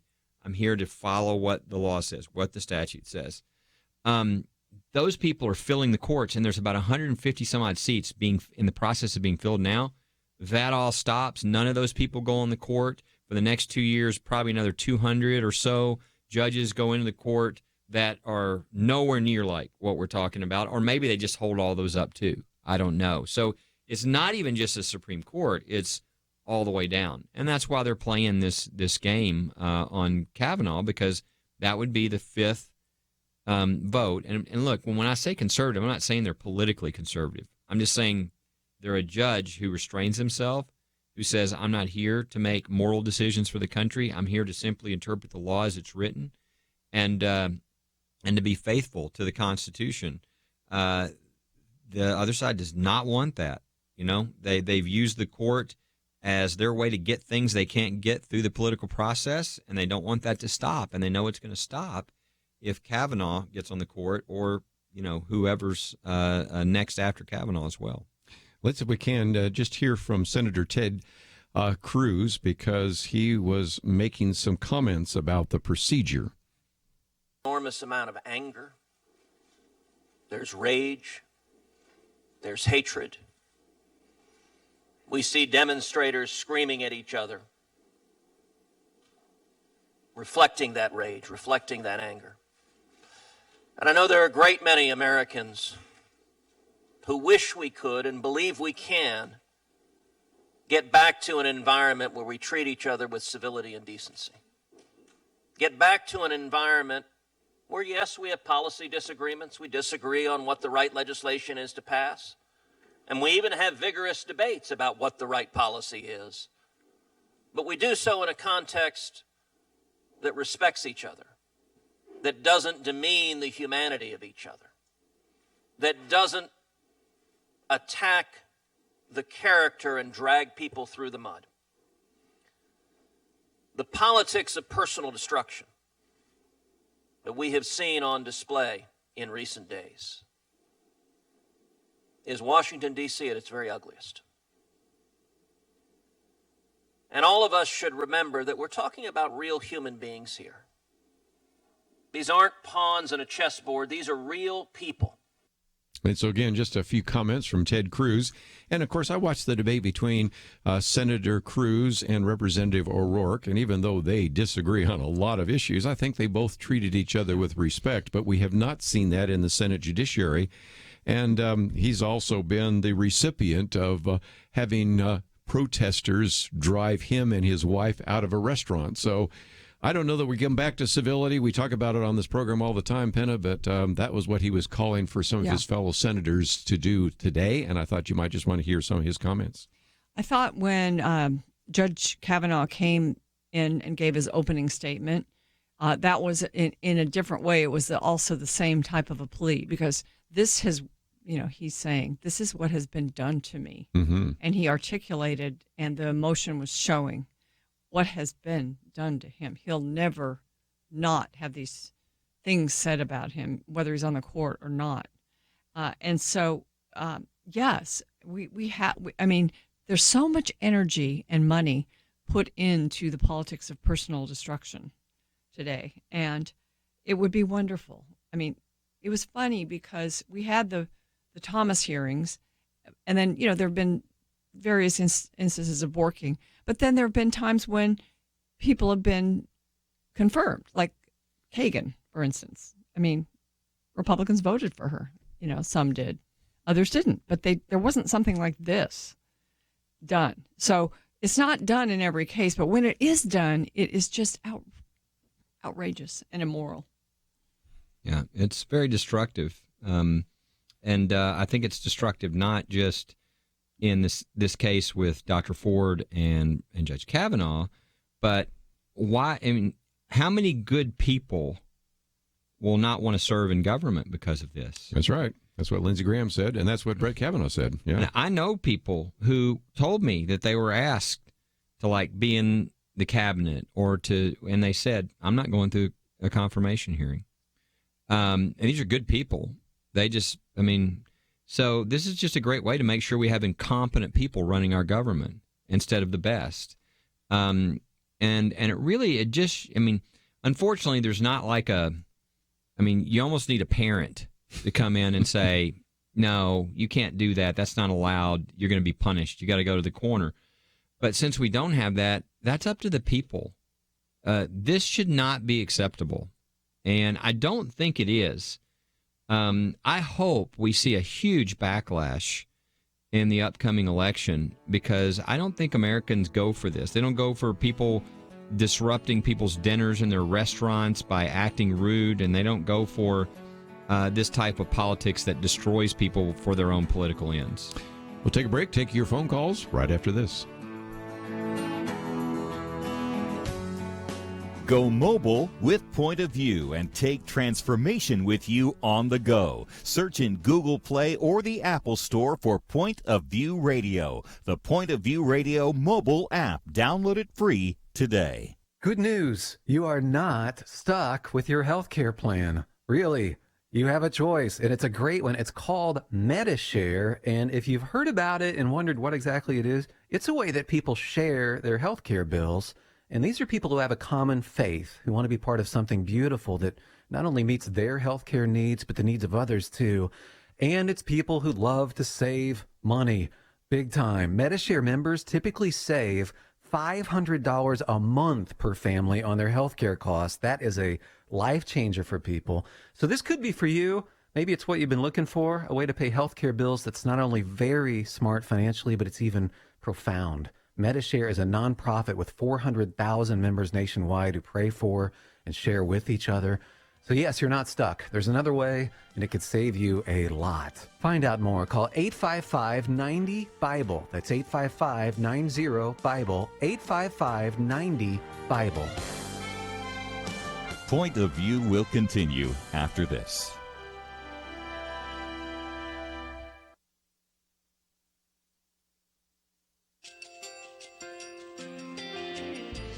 I just want to thank you so much for all the wonderful programming you have. You're just absolutely fantastic. I recently started listening to Point of View, and I really found it interesting because of the different subjects you cover. Thank you for that. I really appreciate everything that you do in keeping us informed. Thank you, Kerby, for everything that you have been doing. I appreciate all the work that you're doing, advocating for the Word of God. Thank you so much. Point of View, I think, is absolutely necessary because it's a Christian perspective, a biblical worldview perspective, and receive very current, up-to-date information about what is really going on, week to week in our culture, which is changing so rapidly, and yet it's morally sliding backwards.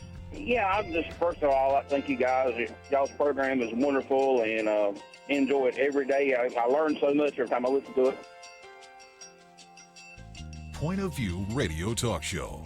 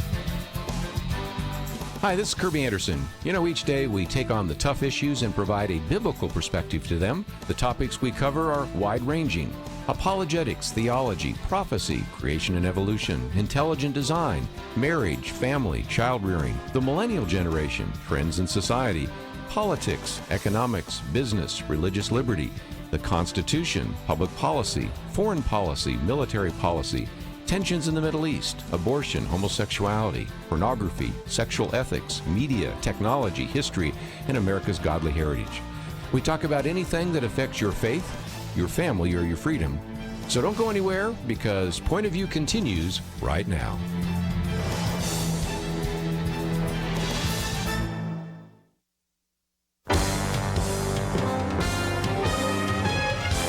Across America, live. This is Point of View.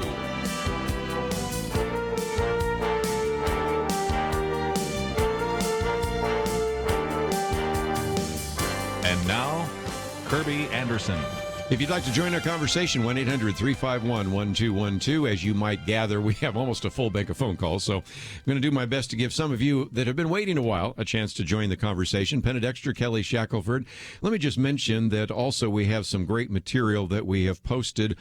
For example, Penna Dexter's commentary today about Little House on the Prairie. We might get to that a little bit later if we have some time, because I think it would be worth it before the end of the program today. We have some great information that you can get at First Liberty. A couple things coming down, but let's take some phone calls. And so right at the moment, let me say one thing I forgot to say today. If people will put on their prayer list the Bladensburg Veterans Memorial case, the court has that sitting before it. It's supposed to decide. Again, for those who don't know, this is a memorial that's been up for almost 100 years that a court of appeals said we're going to tear it down now because it's a cross. This would affect crosses, veterans memorials all over the country, including Arlington National Cemetery. And most people think the court's going to take it, but nobody knows for sure. And they're looking at 2,000 requests right now. And we don't know. It could happen any day. And it partly might not be happening because they're waiting on the next justice to vote. So if people would pray about that, this is a very important case, I think, for our country, our veterans, and for whether we're going to start banning religious symbols around the country. And so I just want to ask people to put that on their prayer list. And we had Jeremy on last week talking about that, and we do have a link to it. And we've still kept it up, the 6-minute talk by Kelly Shackelford at the American Legion, because I just loved what you said there. It was a very succinct comment or two that would help you understand some of those issues. And, of course, we have the petition to confirm Kavanaugh, but I think that's kind of fading away. But all of that is available at firstliberty.org. Yep. But let me, if I can, take some phone calls along the way, and we'll go to New Mexico first. And Cliff, thank you for joining us today here on Point of View. Thank you, Kerby. I love listening to you guys, but I have to tell you something. I am so embarrassed as an American to watch the leftists do this to, not just to him, to all of us that had to watch that yesterday. I was crying, and I still really am, because I'm sorry, but being American, being born in Kentucky, lived in Indiana, lived in Texas, now I'm in New Mexico. You know, you get to wonder what's going on in America anymore, and why are we going so much of the left, and why can't we not just get along? And I know they've done this to Donald Trump. They've done this to Mike Pence. They're doing it to people that we voted into office, and now they're doing it to Kavanaugh. And I couldn't find nothing wrong. I said, you know, there's something wrong here. And then he did mention about the Clintons. He did mention about that things were happening. He talked about that. And I believe what Jay Sekulow said this morning, that he couldn't have been no more truthful than that there was something behind all this all the time. And, you know, I don't understand why we cannot be in America and be able to do the right things and live the right life, but also to have somebody in office that we trust. And I know this man can be trusted, but yet what a sad case to his kids. I feel bad for his children, and I feel bad for his wife, because I cannot believe that they had to live like this. And to me, that was like living in total hell. This was the time they had to deal with it. You know, it's been reported about Kavanaugh's daughter saying that we should pray for Dr. Ford. And, I mean, that was really neat. But the big part of that was, what kind of parents are Brett and Ashley Kavanaugh their home must have been filled with grace for this accuser, even during this horrible time. I mean, because that doesn't come from you just telling your daughter, well, we should pray at this moment. It comes from being in a home where grace has been exhibited during probably the worst trial that you could ever have. Yeah, absolutely. No, I mean, the caller's right. I mean, I agree with what Lindsey Graham said. I mean, this is the worst I think we've ever seen in our body politic, and especially in the Senate, which is supposed to be the one that's more reserved. And it's an embarrassment. It's an embarrassment that to anybody who, was taught anything as a child about right and wrong. I mean, everybody knows. So it's disgraceful, and the fact that it's continuing to be delayed is disgraceful too. They need to have the vote and move on, because there are going to be more slimy things attempted. Every day that's allowed is another attempt to slime and do horrible things to Brett Kavanaugh and his family, and that really should not be happening. Let's take another phone call. We'll go to the state of Texas, KBJS. Joyce, thank you for joining us today here on Point of View. Hello, thank you. We have Dr. Ford claiming a sexual assault, but when she was asked what the most traumatic part of it was, she said laughing. Now, if I was to be assaulted, I don't think I would say laughing. I think I would say he was on me and he was groping me and he was doing this and he was doing that. She didn't mention anything about the sexual assault. She mentioned laughing, and I just thought that's pretty weird. And then she talked about seeing the young man that was supposedly in the room when this happened, and he was laughing along with them. And she went to the grocery store, and she initiated a conversation by saying, hello. Well, if I had been traumatized by that person or embarrassed by them laughing at me, I don't believe I would go up and say, hello. I would get out of the way and avoid him as much as possible. And I think all this claiming of sexual assault that's been going on has hurt women more than helped women. And I think women are strong people, and if they deserve a job, they should get it, or recognition, whatever it is. But this kind of thing is undermining all women, and it just embarrasses me that someone is up there claiming these sort of things, especially when she says the worst thing was the laughing. What about this? You've written about the hashtag Me Too movement. Penna, your thoughts?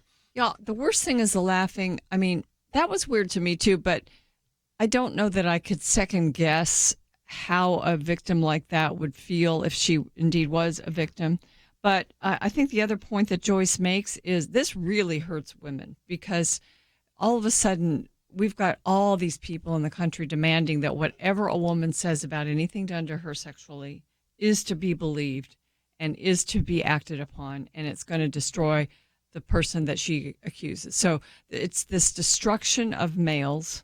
So you've got moms are not going to be Me Too anymore. They're going to be, wait a minute, I've got sons.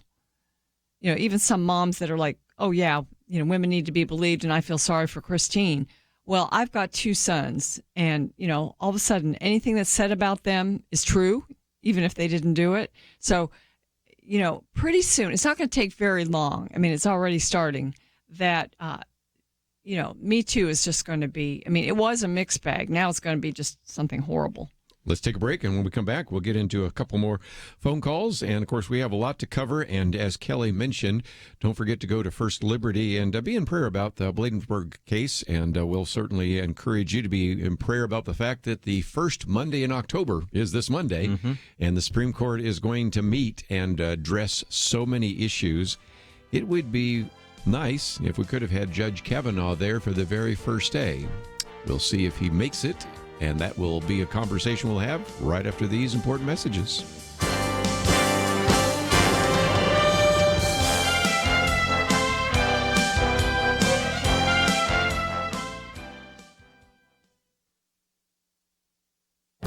This is Viewpoints with Kerby Anderson.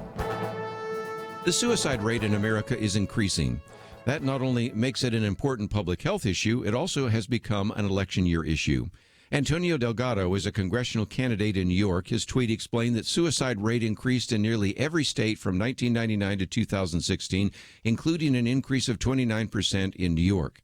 We must commit funding to help those suffering from mental health conditions and let them know that they are not alone. Illinois congressional candidate Sarah Daddy reported that suicide rates are up across gender and age in the U.S. Take a minute on World Suicide Prevention Day today and tell someone that they are important to you. It could save a life. First, let me assure you that the numbers I just cited are correct. According to the Centers for Disease Control and Prevention, the suicide rate rose in all but one state, with increases across age, gender, and ethnicity. And it's also worth noting that in more than half of those suicides, in 27 states, the people had no known mental health conditions before they ended their lives. Second, suicide is being viewed not only as a mental health problem, but as a public health one as well. Suicide is the 10th leading cause of death, and suicides account for more than twice as many deaths as homicides. Finally, there are many reasons for suicide. Mental health professionals, for example, point to the economic downturn 10 years ago. The dramatic rise in opioid addiction is another reason. And a third concern is suicide contagion. That is the idea that exposure to suicide may increase the chance of suicide for some. Suicide has become a major health issue. That's why we're hearing more about it on these political campaigns.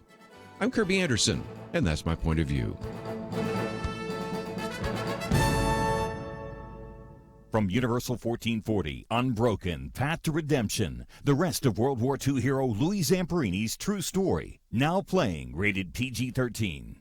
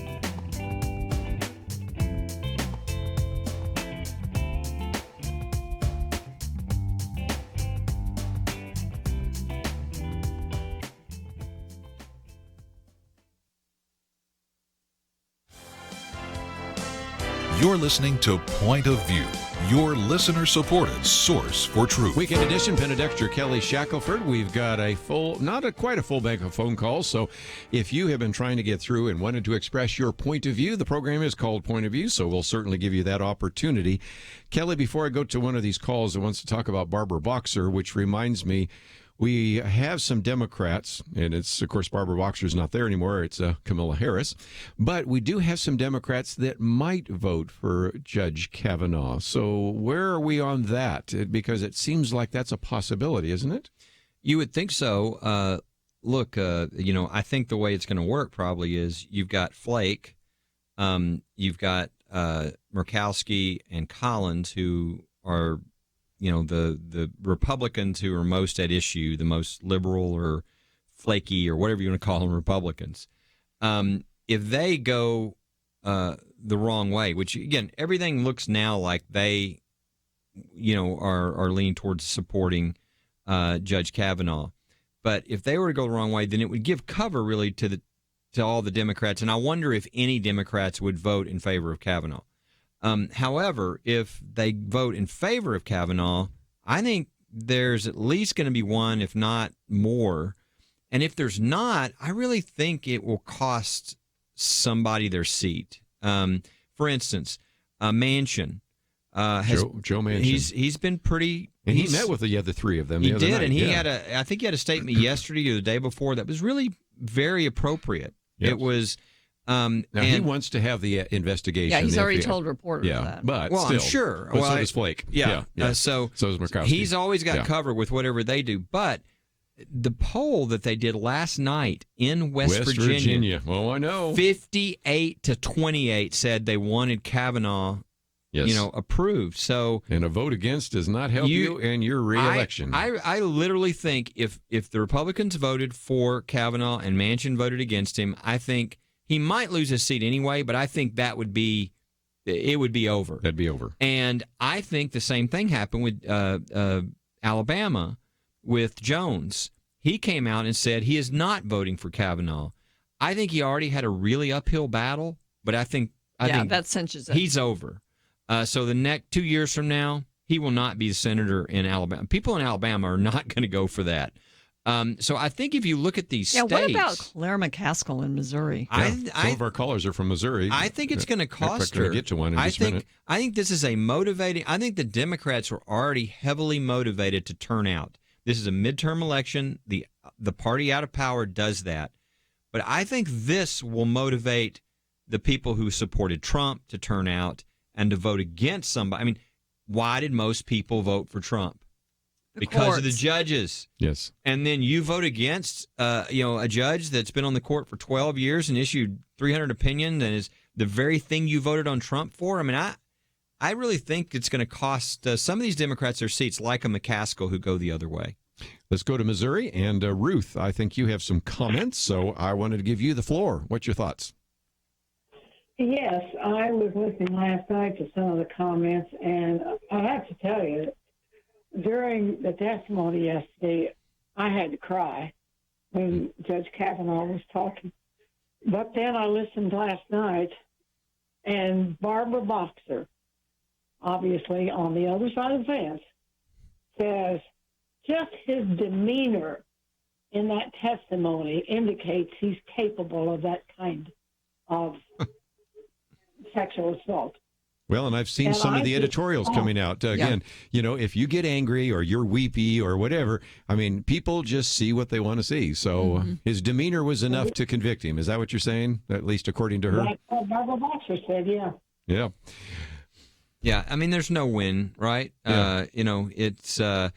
if you're stoic, then you're uncaring. Yeah, and he if would you're have reacted. angry, He would have reacted if he was really, falsely accused, and then he reacts. I mean, again, I think the way Clarence Thomas reacted, everybody saw that as genuine, and they thought that's how anybody who was being treated that way would react, and that's exactly.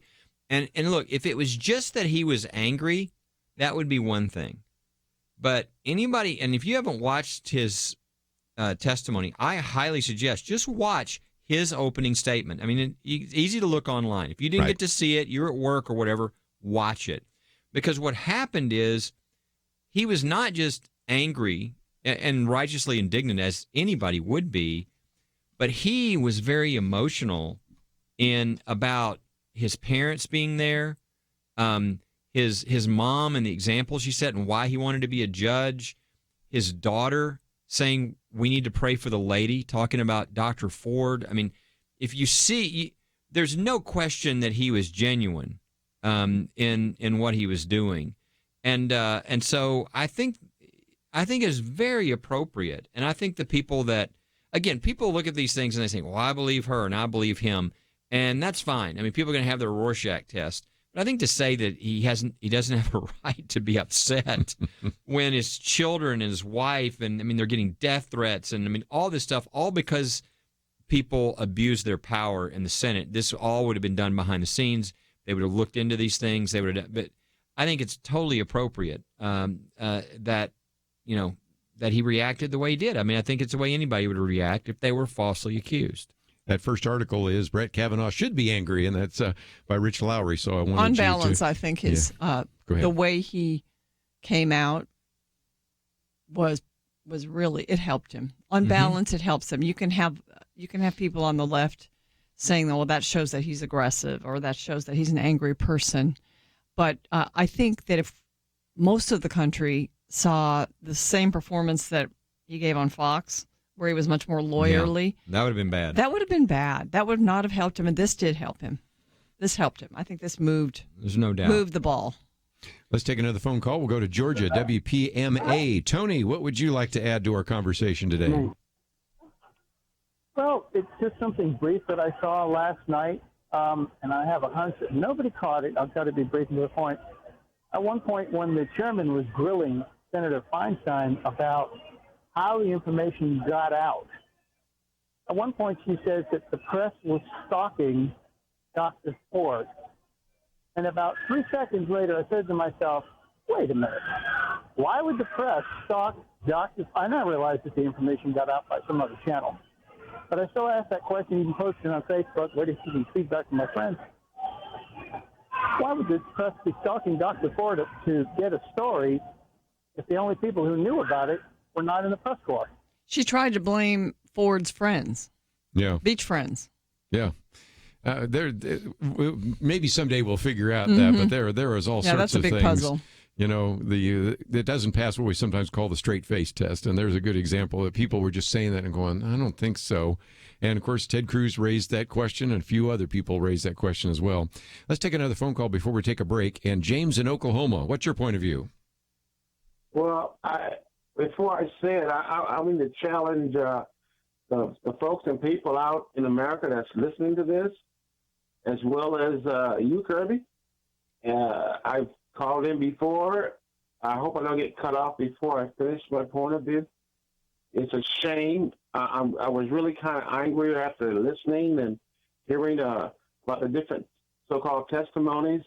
But in the first place, remember the Democrats, the left, they keep asking for an investigation from the FBI. Please, the FBI, haven't they been shown to be yeah, not only FBI, but some of the leadership. Kelly, you and I've talked about that, right? Yeah. Why are you going? The left. I want you to substantiate, and by going to the ones who are already bought and paid for.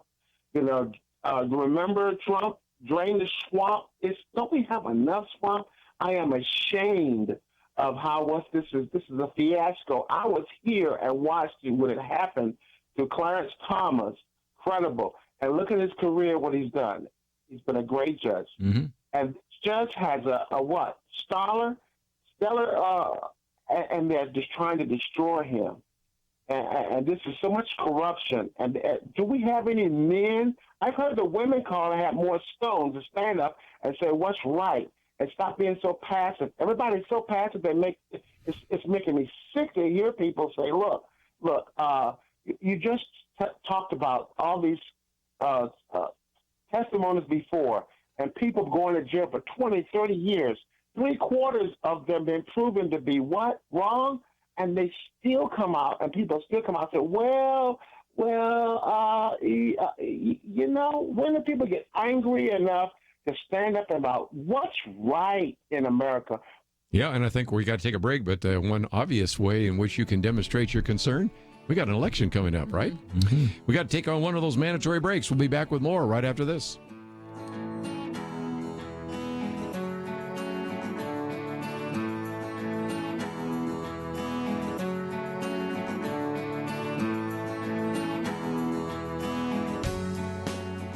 There is no more dangerous time than when things are going well.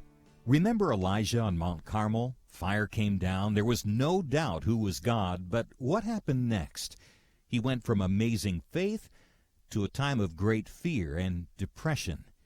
Many Christians have been very thankful a certain Democratic candidate for president was not the one to nominate 2 replacements for the Supreme Court. But as with Elijah, times of great victory are also times of great danger. Moments like this are not the time to take it easy. This is not the time to let our guard down. This is a time to double down on our work in the community, to serve and pray and plan and invest in a better future. This is the time to join Point of View's Truth Team 360 to make sure today's promising gains are not lost tomorrow. Show your commitment to our future by visiting pointofview.net/team or call 800-347-5151. Ask to join the Truth Team. Pointofview.net/team and 800-347-5151. Point of View will continue after this.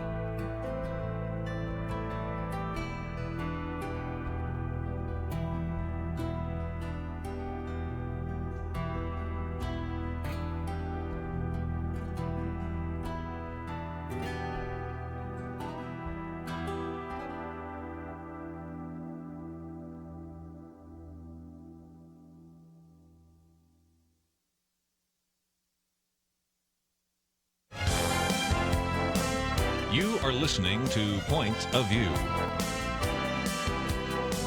The opinions expressed on Point of View do not necessarily reflect the views of the management or staff of this station. And now, here again is Kerby Anderson. Final half hour we have in studio with us today Penna Dexter and Kelly Shackelford. Just a minute, I'm going to get into some other issues because one of the frustrations I have is when something like this dominates the news, we don't talk about some of these other very important issues. We're going to get into religious liberty. Penna Dexter's commentary today is about Little House on the Prairie. You might say, what's that all about? Well, you'll find out in just a minute. But let me take at least one more phone call related to some of the conversation we've had about Judge Kavanaugh and the testimony yesterday and the Senate Judiciary Committee. So we'll go to Georgia on the Good News Network. Zolma, thank you for joining us today here on Point of View. Hello.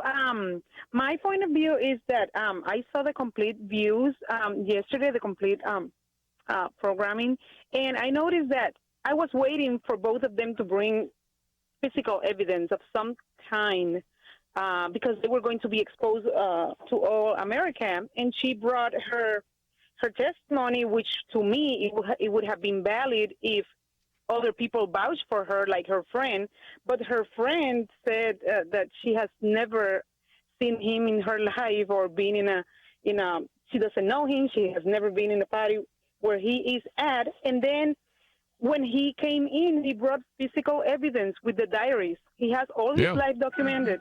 Yeah, and nobody even I got the cared calendar about that. right here. I just wanted to show you, in case people haven't seen, here's a picture of the calendar. First of all, this is the most organized 17-year-old I've ever met. But I wouldn't show a picture of it. But so one had physical evidence, one did not. One had concrete ways to possibly falsify or to contradict it, and others did not. So is that kind of how you perceived it? Yes. Well, again. Yes, I think that, when she came in, I was thinking, okay, God, if she's true, she's going to bring something, some kind of person that's going to vouch for her. But her friend, another woman, she couldn't vouch for her at all. And then he comes and he's like, here's my life, which I know little people. I used to have some diaries. But I'm happy about that because, that's the evidence that nobody wanted to consider it. But it's there. It's physical. He was not even in the place where she said that he has been. So that's the point of view. You know what I thought was interesting? Her friend Leland Kaiser, who she said was a really good friend, and she said that she didn't know anything about these parties and didn't know Brett Kavanaugh. And then at the very end, I haven't heard this talked about much, but she kind of turned around on that friend and that testimony from the friend. She said, well, she's been sick. And she's letting her lawyers deal with this. And I thought, what is she trying to undermine what her friend said? Yep. To me, that was one of the worst things she did to undermine her credibility.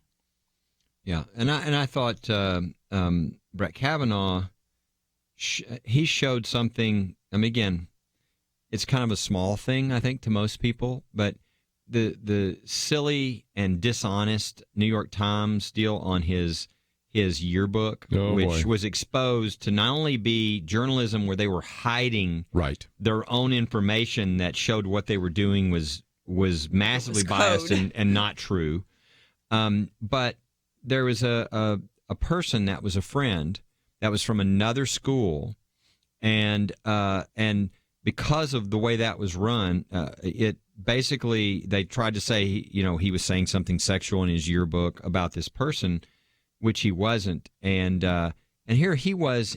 I mean, how is this important in his confirmation hearing? But he was trying to choke back his tears, apologizing because this happened to somebody who was his friend, and that maybe they won't be able to be friends again because he valued his friendship, and he just thought it was horrible what they did to her.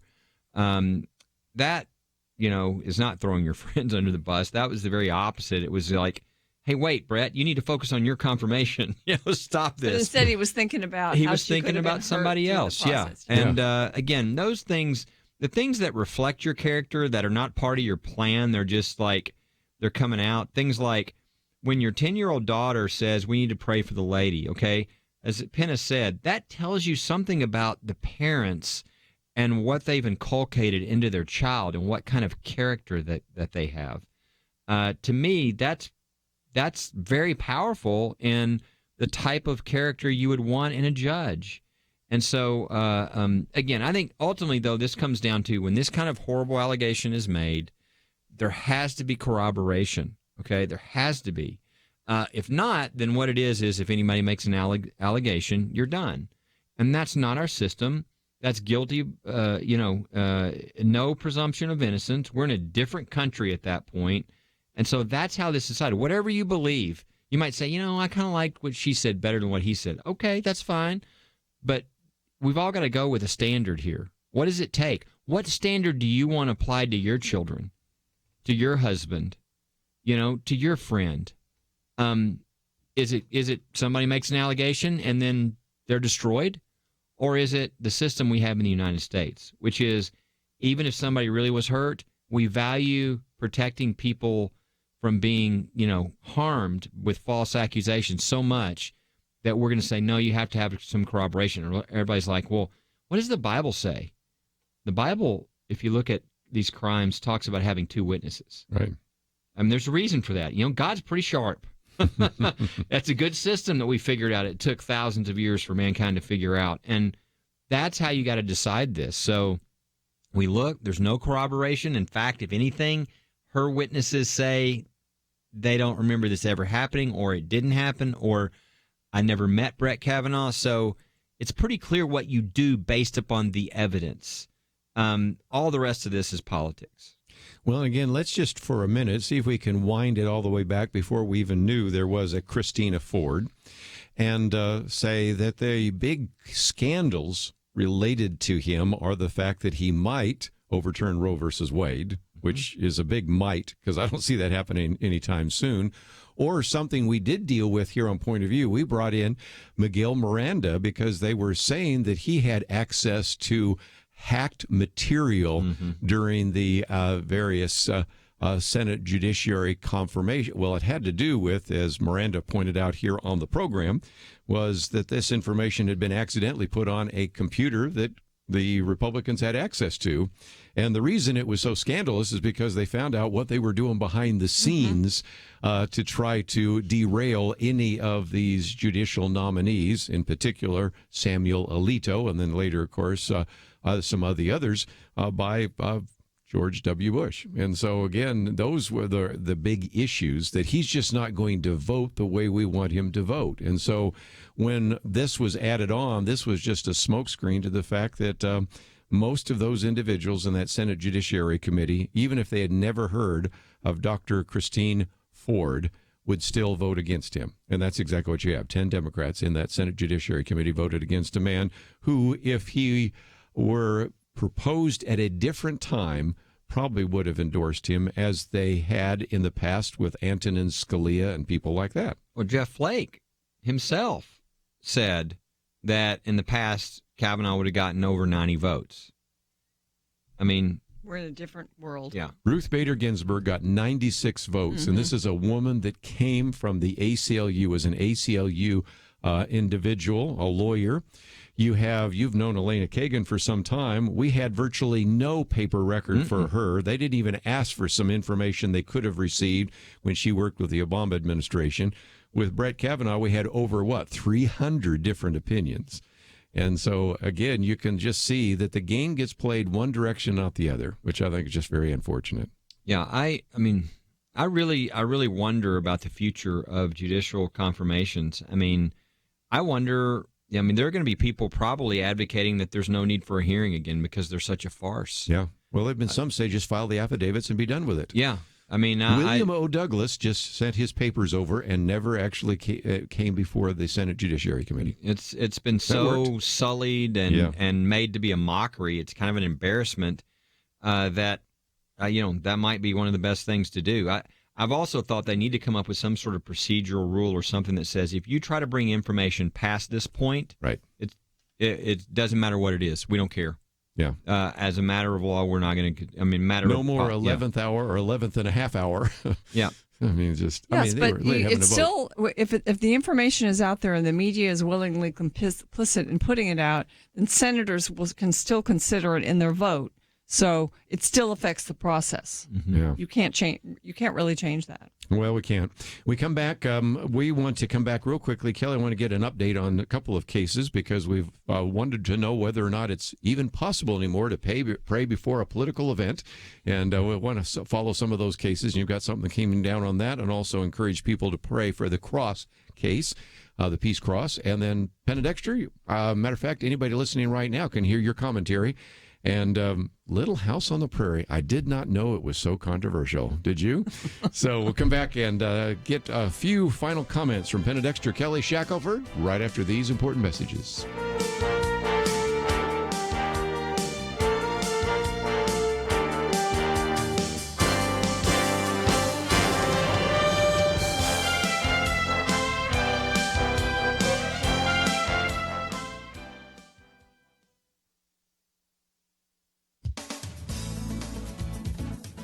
This past summer, the American Library Association renamed its Laura Ingalls Wilder Award. The prize is now called the Children's Literature Legacy Award. The ALA says Wilder's body of work is inconsistent with its, quote, core values of inclusiveness, integrity and respect and responsiveness. At issue are 3 instances in which characters in Wilder's beloved Little House on the Prairie series say, the only good Indian is a dead Indian, and other statements that hardly anyone would defend today. References to the white settlers' manifest destiny are seen as offensive to the black community. But, as the Wall Street Journal points out, the Wilder Award was established in 1954, and its first recipient was Laura Ingalls Wilder herself. The Journal writer wonders, if we judge past luminaries by today's standards, who's next to go? World Magazine's entertainment writer Megan Bosham heard this news and spent a couple of days digging into her family's old Little House books and VHS tapes of the TV show. One of the critiques of the Little House stories is that Ma's character often expresses fear of Indians. But Megan Bosham points out that Pa repeatedly contradicts that fear. His daughter Laura sums up Pa's attitude. He figures that the Indians would be as peaceable as anyone else if they were let alone. There are many examples where Pa explains the Indians' practices to those who fear them. What the townspeople think is a war party is really a buffalo hunt. A prairie fire seen as meant to harm white settlers was set to clear grasses and make traveling easier. Ms. Bosham describes an episode in which Laura sobs for the Indians' forced relocation. Wilder's books were written in the 1930s, well before the PC movement affected the way we teach history. Megan Bosham's deep dive into Wilder lore shows us that Laura Ingalls Wilder's sensitivity to Native history was actually ahead of her time. For Point of View, I'm Penna Dexter.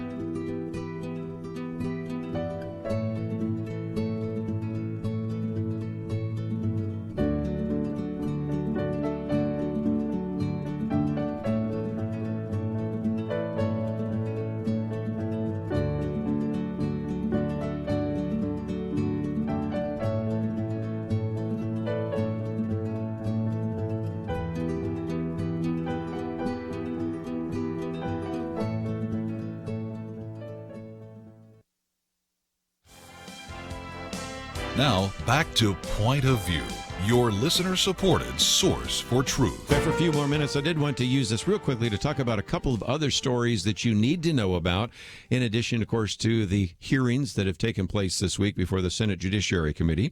And Kelly Shackelford, let me come to you for just a few minutes. Anybody that was listening before know that you're very concerned about this case before the Supreme Court having to do with the cross.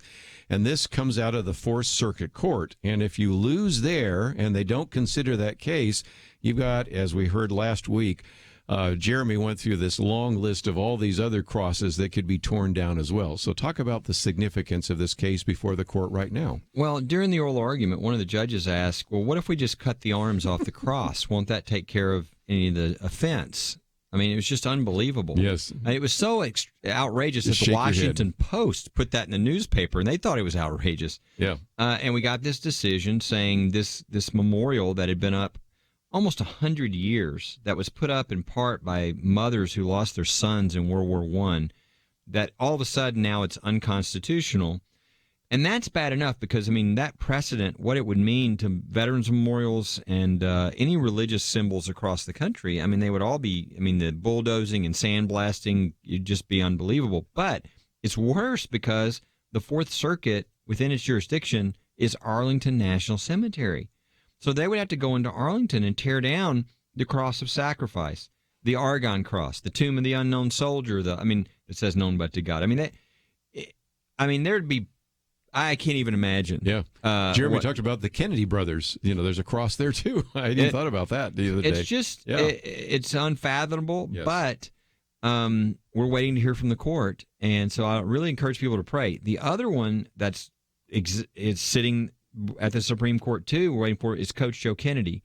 And, of course, I think most people know Coach Kennedy's the guy who was in the Marines for 20 years, got out, made a pledge to God to, after every game, go to the center of the field, first thing, go to a knee, and just give thanks for coaching the young men that he got to coach until he was told by the school after 7 years, you go to a knee again, we're going to fire you. They did that, and the Ninth Circuit said coaches are not allowed to pray in public, quote, if anyone can see them. And this is now at the Supreme Court. It's sitting there. Interesting. We got a letter we got a notice that the court had pushed that off. And so most people think that's because maybe it's going to be close and they're waiting for the next justice. So again, you could pray for Coach Kennedy's case. It'll be probably a few weeks before we hear on that one, but Bladensburg we could hear any time. We just don't know. So Monday the court starts looking at cases. Yeah, they actually took a vote Monday of this week on which cases they were rejecting, and some of which they took 5. That was announced on Thursday of this week. But Bladensburg was in that huge bunch, and they're looking through it as well. And so that's why we say pray for both Coach Kennedy and the Bladensburg Veterans Memorial case. And we actually had an argument this week in the Federal Court of Appeals in Florida. In Cambridge. In the Cambridge case. Yes. And if you don't remember this case, this is a case where 2 private Christian schools were in the state championship, and the Florida High School Athletic Association would not allow them to have a prayer before the game. Why? Well, they were using a public PA system. 2 Christian schools. Yeah, 2 Christian schools. I mean, and the irony of ironies. Secular microphone. This makes you wonder who complained. Yeah, this is in Tampa, okay? Yeah. This stadium is where Billy Graham had some of his huge crusades. That's true. And so, and all right, so that's bad enough. And we had this argument at the Court of Appeals. I think we got a really good panel of judges, so we're hopeful that we'll get a good decision. Then the Tampa Bay editorial writer writes an editorial saying, oh, yeah, you can't have these private Christian schools using a public microphone.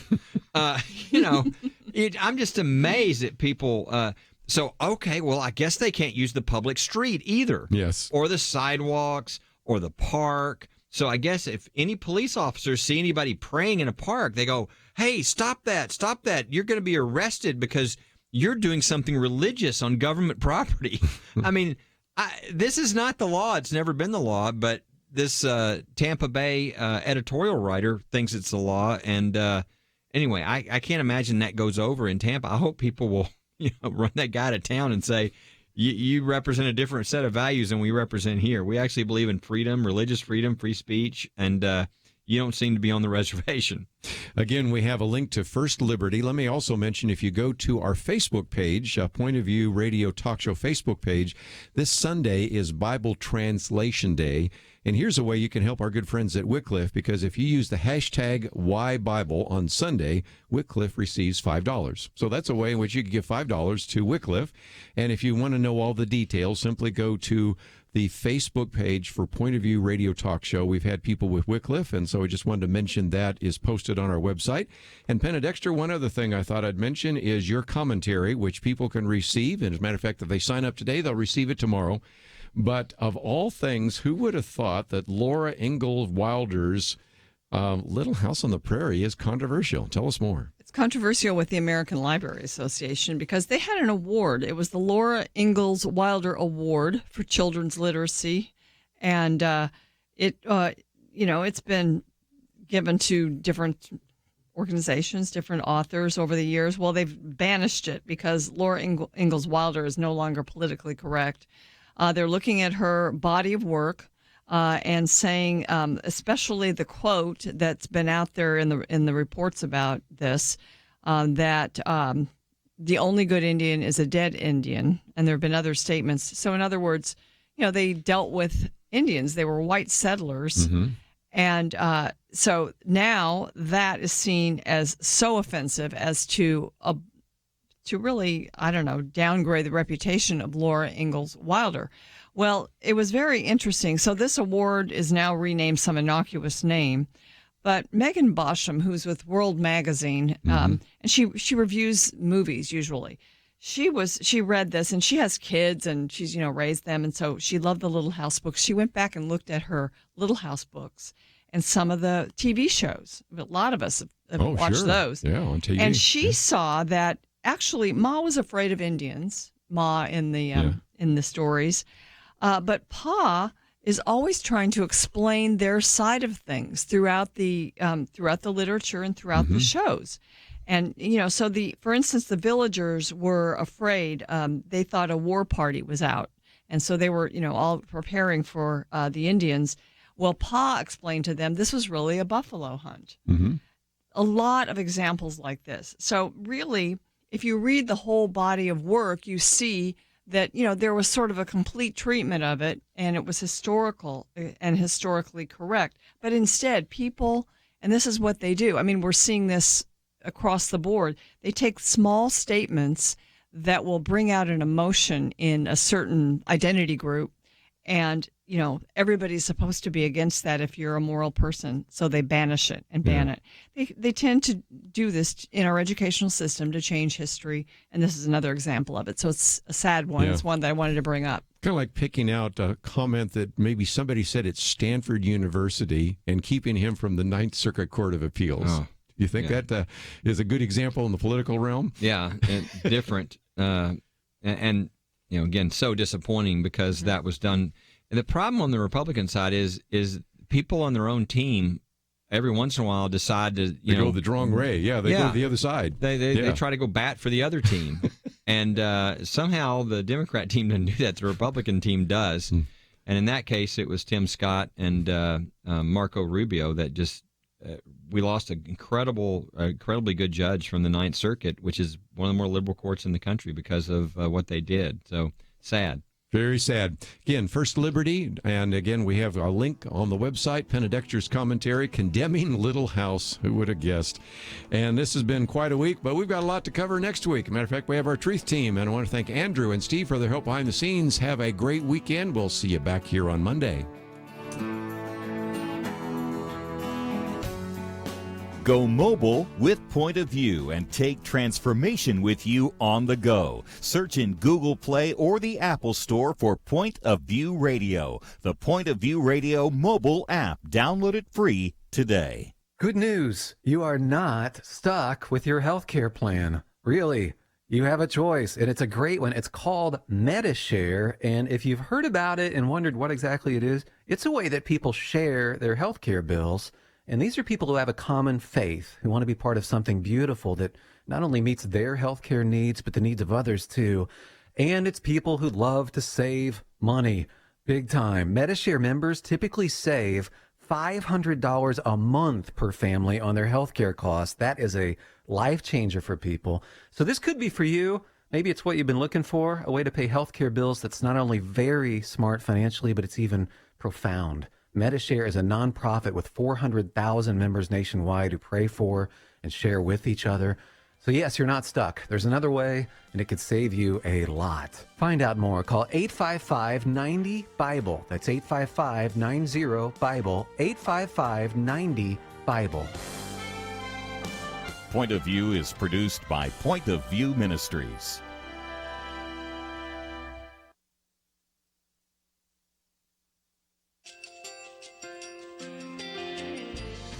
just want to thank you so much for all the wonderful programming you have. You're just absolutely fantastic. I recently started listening to Point of View, and I really found it interesting because of the different subjects you cover. Thank you for that. I really appreciate everything that you do in keeping us informed. Thank you, Kerby, for everything that you have been doing. I appreciate all the work that you're doing, advocating for the Word of God. Thank you so much. Point of view, I think, is absolutely necessary because it's a Christian perspective, a biblical worldview perspective, and receive very current, up-to-date information.